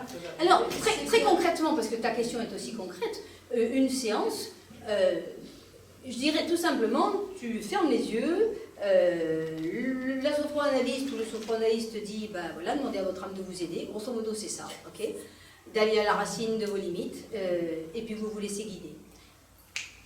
Et tu y es en 2 minutes. Il n'y a pas de protocole de sophronisation. On n'est pas dans de l'hypnose. On n'est pas dans un processus passif. On est, non pas en transe, mais en état de conscience élargi. Et on cause, et je veux dire, on parle, je veux dire, et en même temps, tu es dans ton expérience intérieure, c'est-à-dire vraiment, c'est dans ton ressenti, ton âme t'y a ramené, tu es en rayon, et puis bah, tu vas répondre aux questions, et tu ressens les choses, et tu dis ce qui vient, et c'est comme ça que tu retrouves tout. Et une séance, en 1 heure, ben, ça te dépote voilà, d'un morceau qui t'a empoisonné la vie pendant je ne sais combien d'années. C'est uniquement ça. Oui, et ça va à l'essentiel. Il y a bien un protocole de questions. Il n'y a pas un protocole. Oui, alors Christine, il y a des questions qui sont posées. Évidemment que la formation, c'est pas non plus juste, c'est pas du doigt mouillé. Hein. Bon. C'est-à-dire qu'en fait, ce qu'on voit en formation. Non, mais tu as raison. Ce qu'on voit, mais ce n'est pas des protocoles. Il y a peut-être 1, 2, 3 enchaînements dans la formation. Les filles vont arrêter si je dis des bêtises, de préincarnation et de culpabilité. Sinon, tout le reste, on prend là où notre client en est quand il commence et on va tirer le fil avec les questions. Il n'y a pas de protocole. Il n'y a pas un voyage qui ressemble à un autre, sinon on se ferait chier. Et moi, je ne suis pas du tout du style à m'enquiquiner. Donc, ça fait 17 ans que j'accompagne des gens. J'en ai accompagné des centaines et des centaines. Et la bonne nouvelle, c'est que, comme je suis toujours chercheur, et même une empreinte, les empreintes, on a tous les mêmes, de culpabilité, de non-désir, de naissance foireuse, d'abus, de trauma, il y en a partout. Bon, enfin, je dirais, ça se fait en graduation. Hein. Votre âme, je vous dis, elle ne vous présente que ce qui est bon quand vous êtes prêt à le vivre. Mais ce qui est beau, c'est qu'en fait, chaque personne est un voyage différent.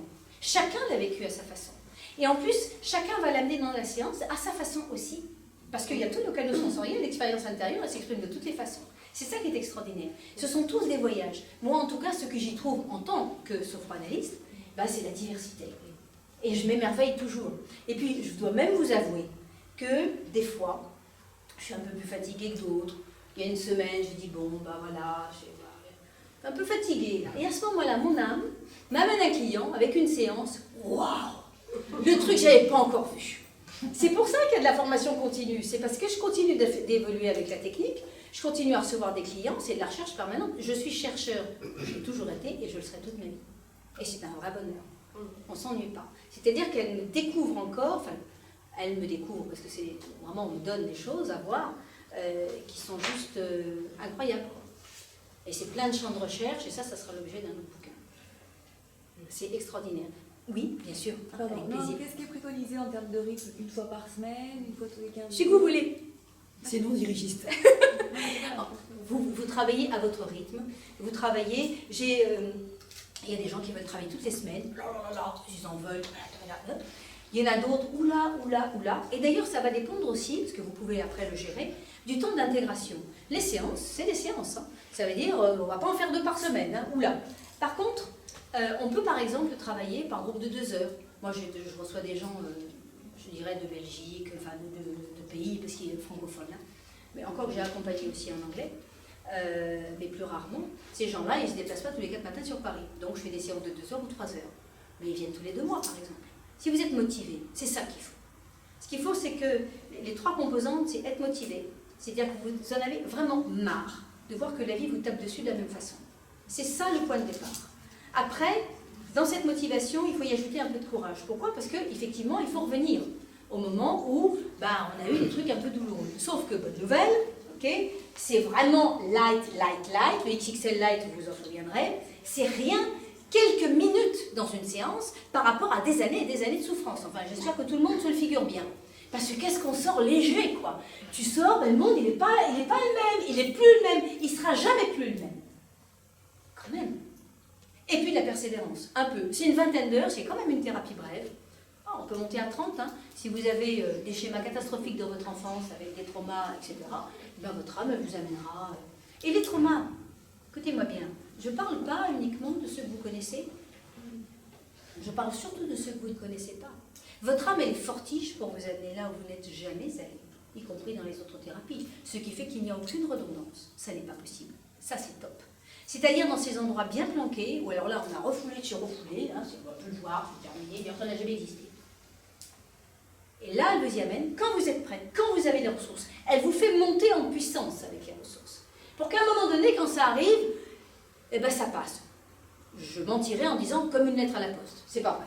Mais ça passe facilement. On vous aurait présenté ça en début de thérapie, parce qu'imaginons que le thérapeute ait pu deviner que vous étiez comme ci, comme ça, qu'on vous ait forcé à aller dans un endroit, comme on peut le faire d'ailleurs, parce que c'est dirigiste, je suis désolée, on vous amène dans un endroit. Eh bien vous seriez parti en courant, on dirait, attendez, c'est pas possible. Oula, oula, oula. C'est ça la force de votre âme commune. Est-ce que j'ai répondu à la question? Oui, tout à fait. Ah ben super, c'est bien. Oui, allez-y.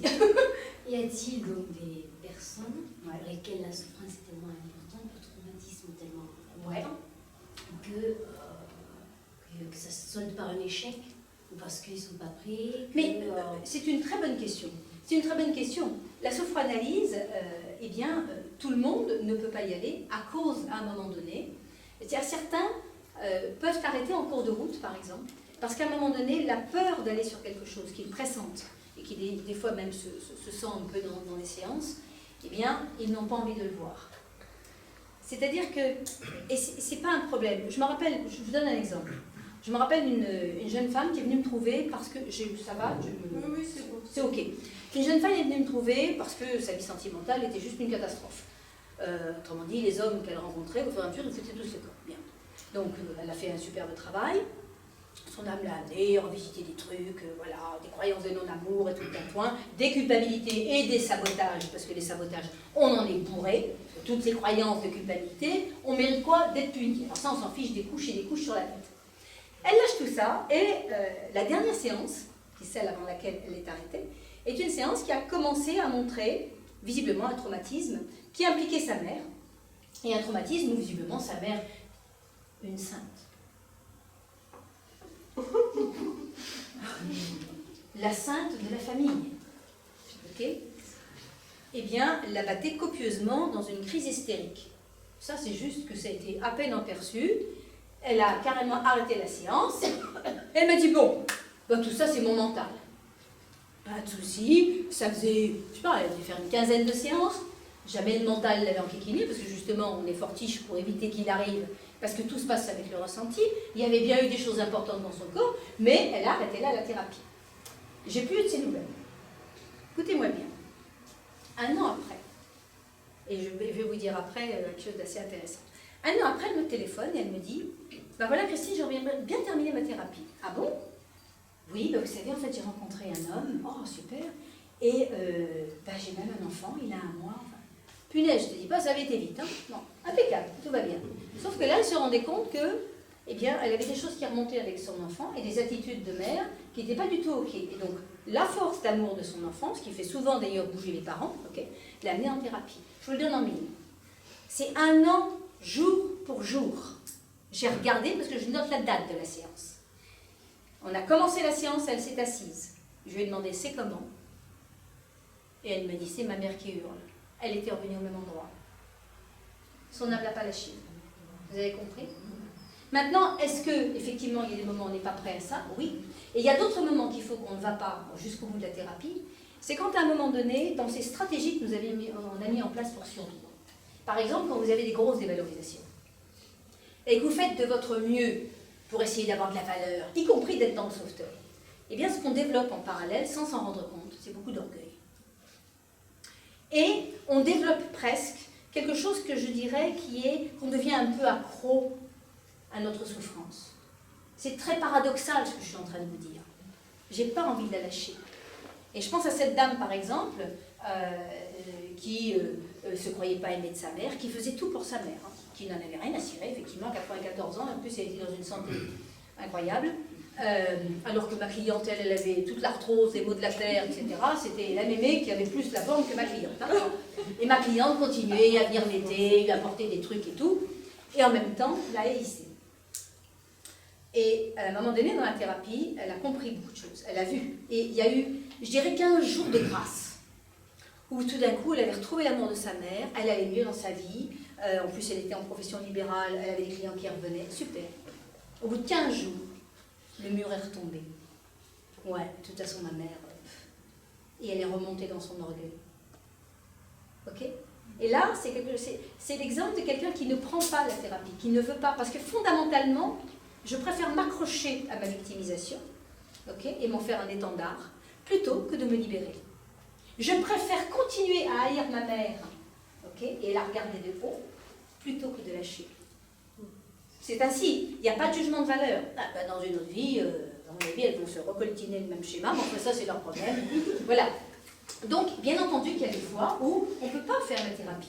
C'est pour ça que je donne très en amont les conditions nécessaires pour que ça fonctionne quasi optimum. Maintenant, après, on peut aussi, par exemple, reculer, c'est-à-dire faire un superbe travail, on a la vie antérieure, on a libéré les trucs de la vie intra-utérine, et la vie s'est superbement éclairée, parce que de toute façon, elle s'éclaire au fur et à mesure. L'espace se libère au fur et à mesure. Puis à un moment donné, on arrive sur un trauma, par exemple, où on refuse de voir que quelqu'un qu'on aimait bien, eh bien, est passé à l'acte de quelque chose qu'on trouve odieux, qu'on trouve... voilà. Et ça, finalement, c'est la partie de nous, enfants, qui reste dans sa carte postale. On a tous construit une carte postale. Les cartes postales, ce sont nos stratégies de survie. C'est de se dire, finalement, je vois une facette, par exemple, de cette mère qui battait sa fille. Je ne veux pas la voir, cette facette. Je veux voir que la maman qui est gentille avec moi.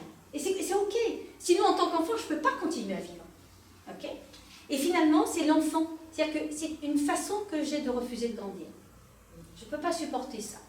Et c'est OK aussi. C'est comme ça. Donc, de temps en temps, on peut également avoir ce pas-là. C'est-à-dire que, de toute façon, la porte est ouverte. Et parfois, des gens viennent en sophranalyse, font un super bout de machin, ça fait un beau parcours, s'arrêtent à des endroits où le thérapeute le sent, il y a des choses qui commencent à se montrer, mais ça n'y va pas. Et puis peut-être un an, comme celle-ci, des fois, moi, 10 ans après, j'en ai une là, extraordinaire en plus, une dame, en plus, dans le médical, enfin, vraiment une docteur, tout ça. Au bout de 10 ans, où elle n'a pas pu aller jusqu'au bout de quelque chose, eh bien, elle est revenue. Et elle a lâché le premier trauma au bout de 10 ans. Elle m'a dit, là, je veux. Et puis, entre-temps, elle a acheté mon bouquin, elle l'a lu, etc. Elle m'a dit, je sais qu'il faut que je termine avec ça. Et elle termine pour sa fille, parce que pendant les 10 ans, elle a adopté une petite fille. Et ben, pour sa fille, même adoptée. Adoptée, il porte aussi pour nous, hein, à tout hasard, hein, quand même, je le précise. Hein. Et bien, grâce à cet amour-là, elle a pu revivre en toute sécurité qu'il y avait eu une tentative d'IVG, que jamais elle n'aurait imaginé de sa mère qu'elle protégeait, non pas comme une sainte, mais comme étant un modèle, un piédestal. Vous comprenez? Autre question? Allez-y. Est-ce qu'il faut y croire pour que ça marche? Pas du tout. Comme pour les sans-patients. Non, il ne faut pas que vous y croyiez. Il faut que vous sentiez l'appel. Autrement dit, là pour le coup, au départ, c'est vraiment, voilà, par exemple, vous êtes dans cette conférence, probablement qu'il y a une raison. À un moment donné, votre âme vous met sur le chemin. Ça, c'est comme pour les gens qui vont faire la formation, ou comme vous l'avez décrit vous-même. À un moment donné, bon, on écoute le truc, on se dit, mais tiens, c'est pour moi ça. Et il n'y a pas de souci, parce que votre âme, en fait, elle est là tout le temps avec vous. Il n'y a pas de thérapie, hein, fort heureusement. La bonne nouvelle, c'est qu'après, vous le conscientisez. Mais elle est tout le temps avec vous. Elle vous ouvre des portes tout le temps. Seulement, vous les prenez pas. Ça vous regarde. Vous comprenez ce que je veux dire? Donc, il y a toujours des opportunités qui se présentent. Et puis, à un moment donné, est-ce qu'on a le courage ou pas de le faire? De toute façon, il ne faut pas rêver. C'est quand je parle de courage, c'est, je dirais, la denrée fondamentale dont on a besoin dans cette évolution, dans cette incarnation, dans ces incarnations.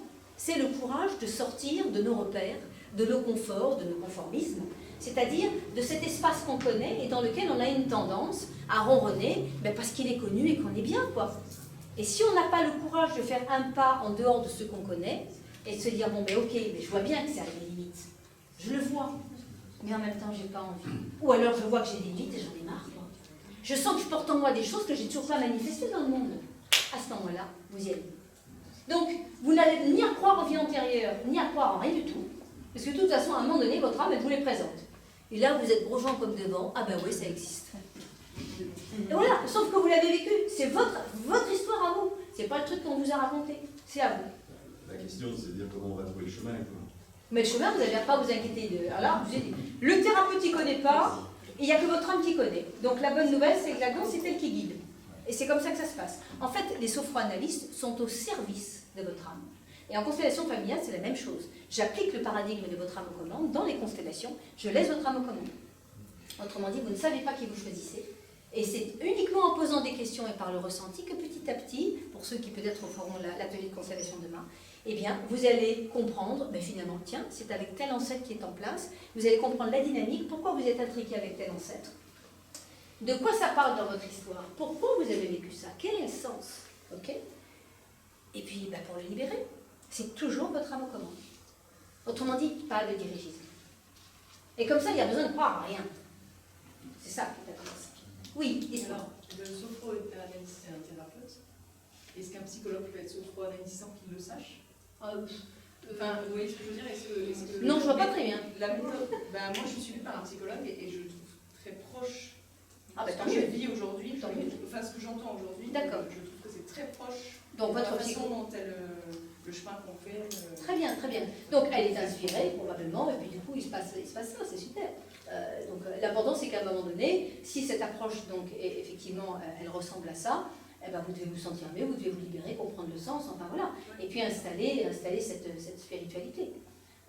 Bien entendu, qu'on l'appelle sophroanalyse ou que... Enfin, moi, je l'ai appelé comme ça, je l'ai créé la méthode, mais je ne l'ai pas créée toute seule, on me l'a donné la méthode. Hein. Je veux dire, moi, au départ, je fais juste du décodage des mémoires prénatales, parce que j'avais appris auprès du docteur Imbert, hein, tout simplement. Sauf que les âmes de mes clients, ben, elles disaient toujours, enfin, je leur disais, bon, alors vous revenez au moment de la conception. Je t'en fiche, oui. Ils allaient dans une vie antérieure, ils allaient en enfance, etc.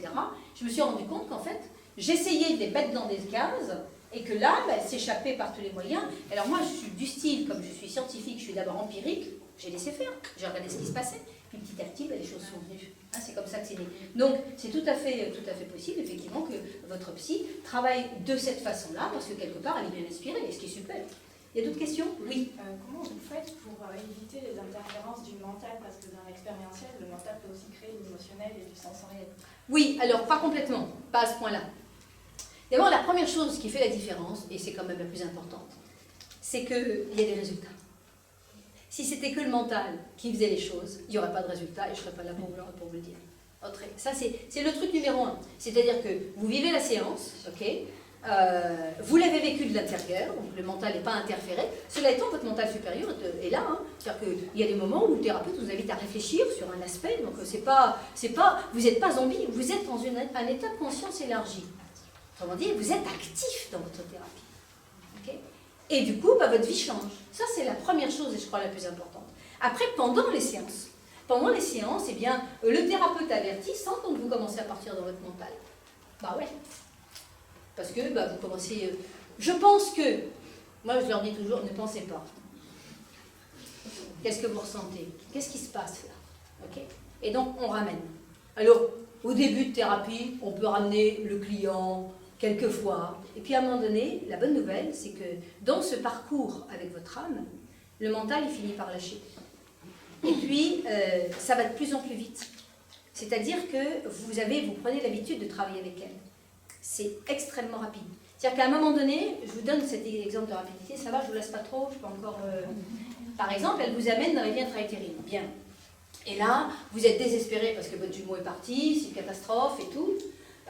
Petit bout, il est gros comme ça. Enfin, et encore, quand je dis comme ça, c'est plutôt de l'ordre du demi-millimètre. Et comme il est parti, vous vivez une douleur pas possible. Qu'est-ce que je voulais dire? Je voulais dire que le mental essaie d'intervenir.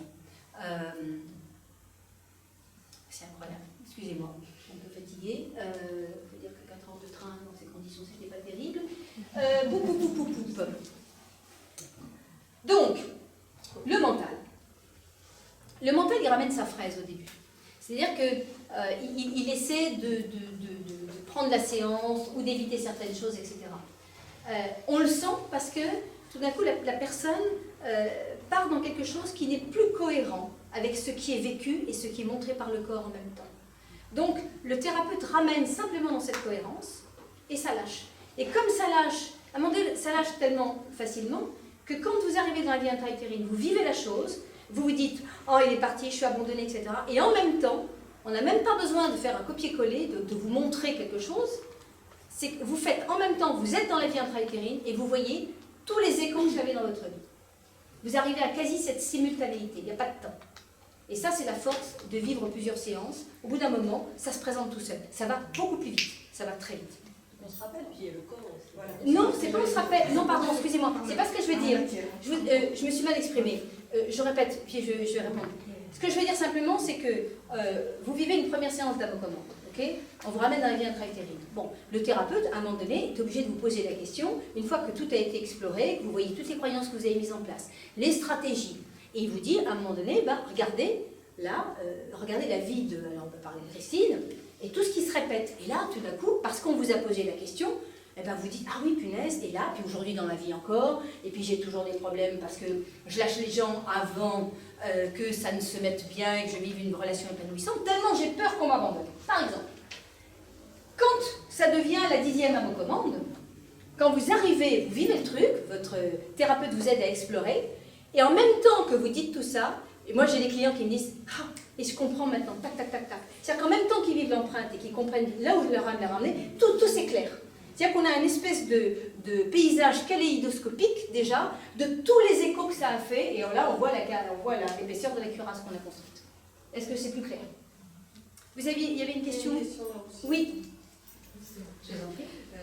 Voilà, certains thérapeutes disent que c'est pas forcément nécessaire de comprendre pourquoi. Qu'il suffit de nettoyer, de voilà, bah oui, c'est ça. Sans comprendre le sens. Voilà, sans comprendre le sens. Oui, je sais. Ce que vous dites, ça va un peu à l'encontre. Un peu voilà, c'est un euphémisme. Oui, voilà.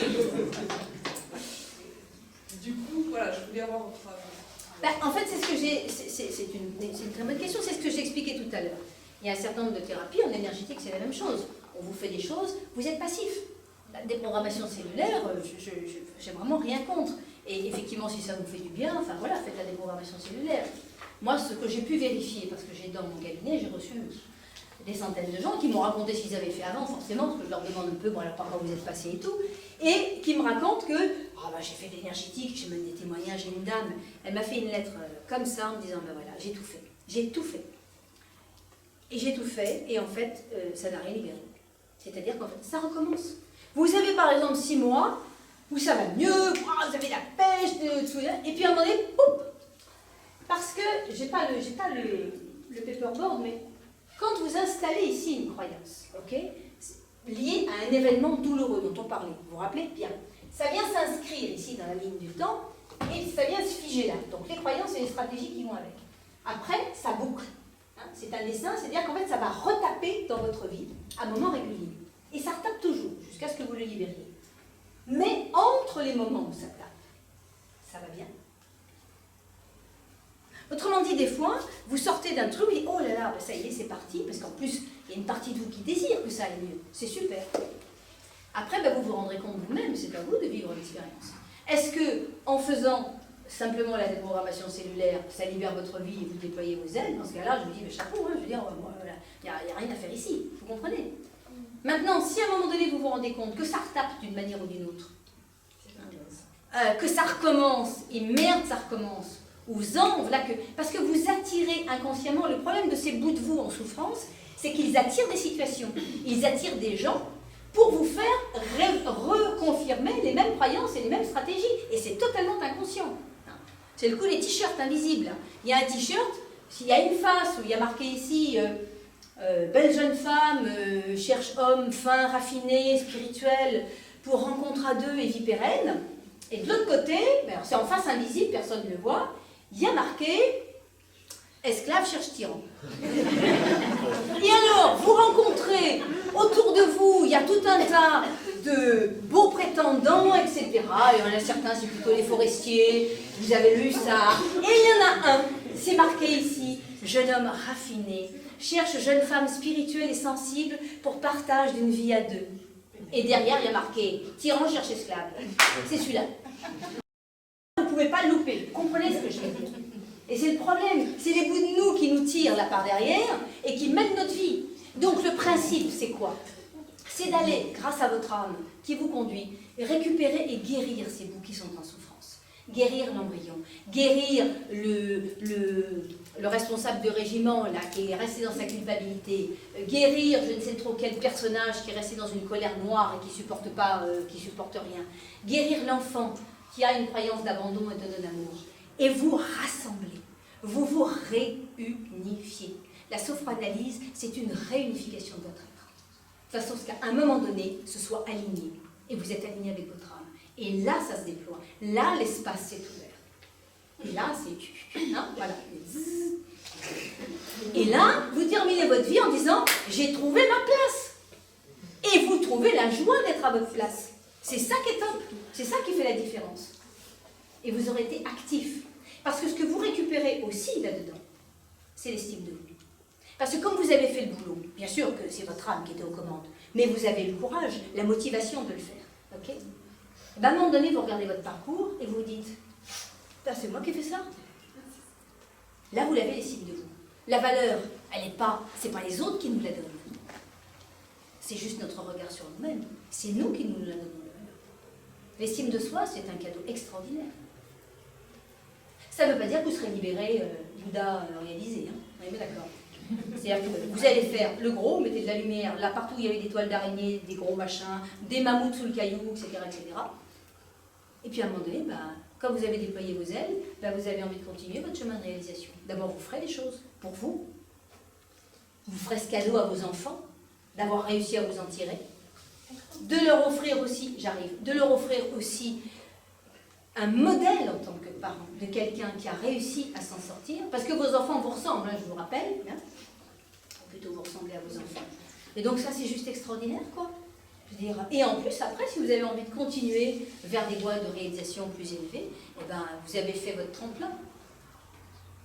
C'est-à-dire que si vous ne descendez pas dans le fond, si vous n'allez pas savoir qui vous êtes dans le fond, vous ne trouverez jamais la lumière.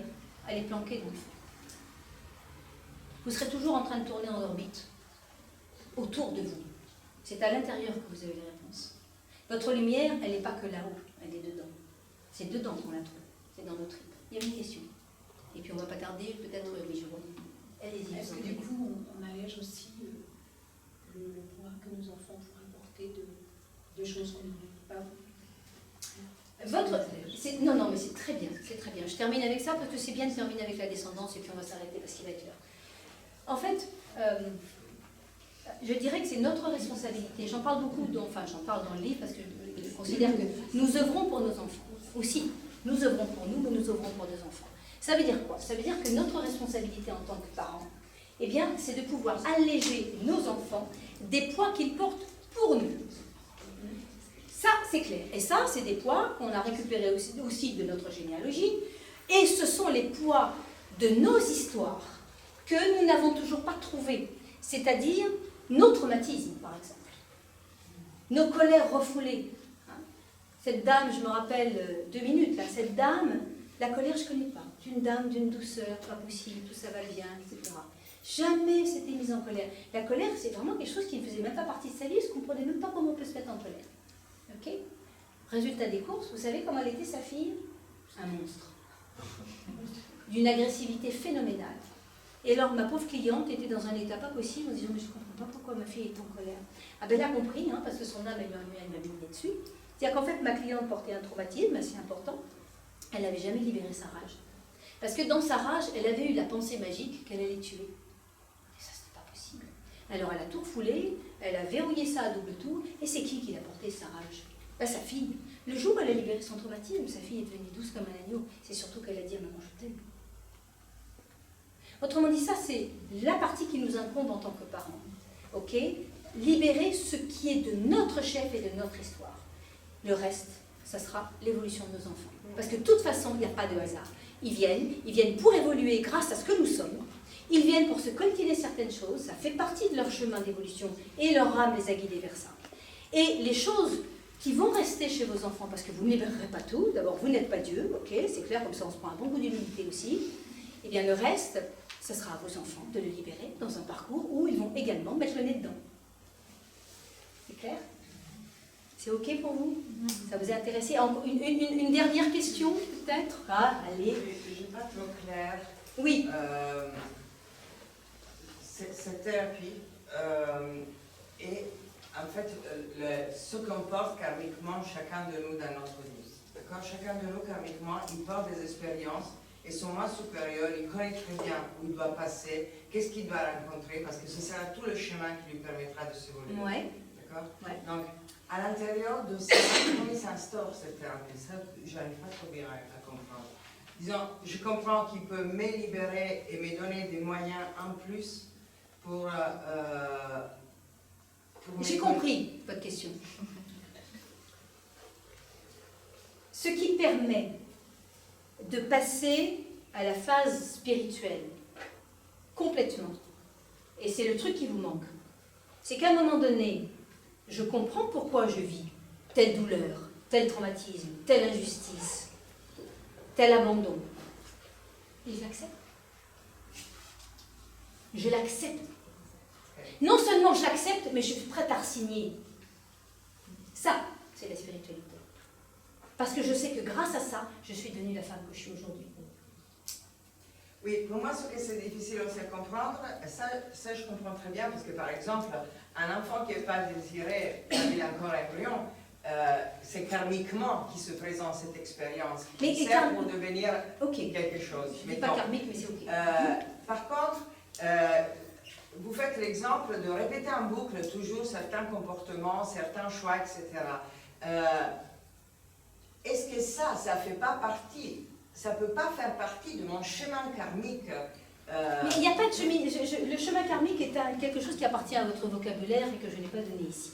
Parce que, pour moi, le karma, j'en avais une idée, j'avais une idée parce que j'ai lu un bouquin, voilà, le bouddhisme, on parle du karma, t'as fait du mal, tu vas avoir mal, t'as fait du bien et tu vas avoir du bien.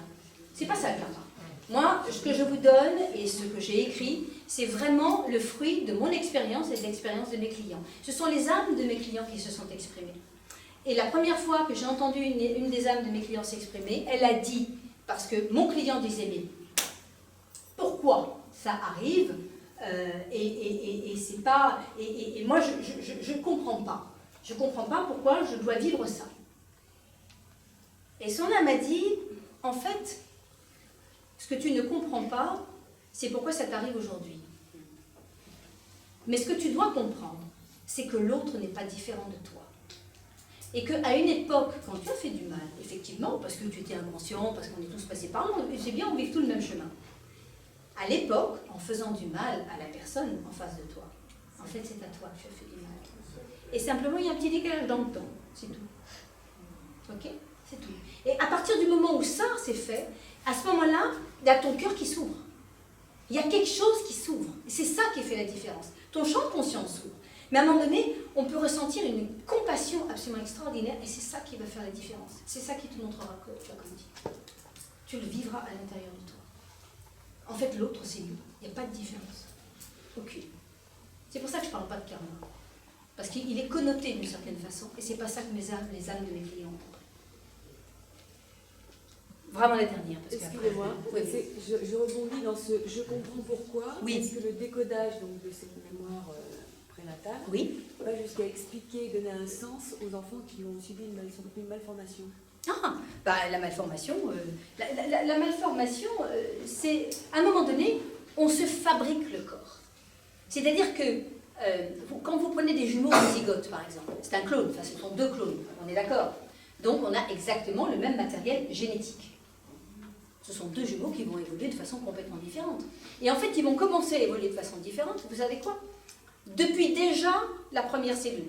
C'est-à-dire que déjà, s'ils entendent des choses, parce qu'on fantasme beaucoup de choses dans la vie intra-utérine, si ils font des interprétations sur ce qui est en train de se passer, ils sont déjà en train de modifier quoi? Eh bien, leur ADN. Si je choisis de m'incarner dans une cellule qui va donner un enfant mal formé, c'est que cette malformation, je dois la vivre. C'est ainsi. Je vais apprendre quelque chose avec. Je vais développer des choses avec ça. Et ça nous remet aussi au sens de l'humilité et ça nous fait sortir de ce sentiment d'injustice. Si j'ai un enfant qui est mal formé, ok, ben c'est parce que quelque part, avec ça, je vais vraiment franchir une étape significative dans ma vie. Et je peux choisir, parce qu'au début, très probablement, je vais choisir de la vivre avec aussi de la colère, avec un sentiment d'injustice très profond, de voir qu'autour de moi, les enfants sont normaux, qu'il y a des gens qui vivent voilà, une relation normale avec leurs enfants. Et que moi, je rame comme une malade avec un enfant qui est handicapé. Et puis à un moment donné, il y a quelque chose que votre âme va vous amener et qui vous expliquera pourquoi vous le vivez, ce que ça vous apprend. Et vous serez en mesure de l'accepter, de l'intégrer. Et quand j'y accepté, et c'est ce que je disais à madame qui posait la question, c'est qu'à un moment donné, vous serez même en capacité de dire si ça devait recommencer, j'accepte. Parce que ce résultat-là, il est au-dessus de ce que je pouvais imaginer. C'est ça. C'est valable à tous les niveaux de souffrance. Pourquoi est-ce qu'on ne s'incarne pas à Manille? Pourquoi est-ce qu'on ne s'incarne pas dans un ghetto, etc. Et qu'on s'incarne... voilà. Il y a des raisons pour tous. On a tous un cheminement différent. La bonne nouvelle, c'est qu'on va tous au même endroit. En fait, on va rejoindre notre lumière. Okay, en conscience. Et c'est de la vivre en conscience de façon incarnée, notre lumière. Et il y a des gens aujourd'hui qui nous montrent et qui nous prouvent qu'ayant vécu des souffrances terribles, des handicaps épouvantables, sont capables de rayonner une lumière de l'intérieur qui est juste à faire...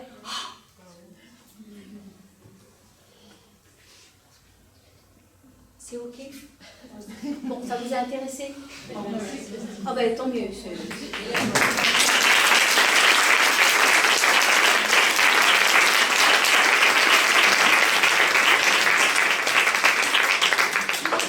Vous avez formé des gens sur vous?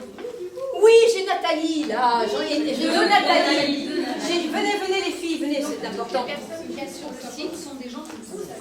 Ah, toutes les personnes sur mon site internet, non seulement elles sont formées, elles ont montré patte blanche, elles ont démontré qu'elles savaient accompagner les gens.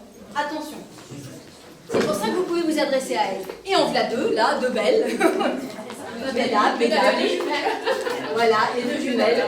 Donc vous pouvez vous adresser à elle et puis bientôt il y aura Virginie parce que elle a bientôt fini sa formation et elle sera opérationnelle. Donc bien entendu vous pouvez vous adresser à elle.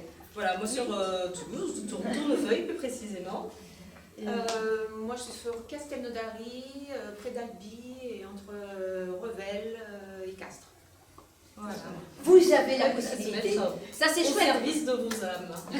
Quand Christine m'a invitée et que j'ai vu que sur Toulouse il y en avait deux, j'ai dit bah voilà, moi je ne lèche pas avec un goût de oui mais on peut pas y aller. Alors là ça aurait été vraiment vache. Donc j'étais vraiment ravie qu'elle soit là. Il y a Nathalie qui a laissé ses cartes de visite. Oui, vous avez des flyers, des cartes de visite. Tu les as mises là? Non, pas encore. Vas-y.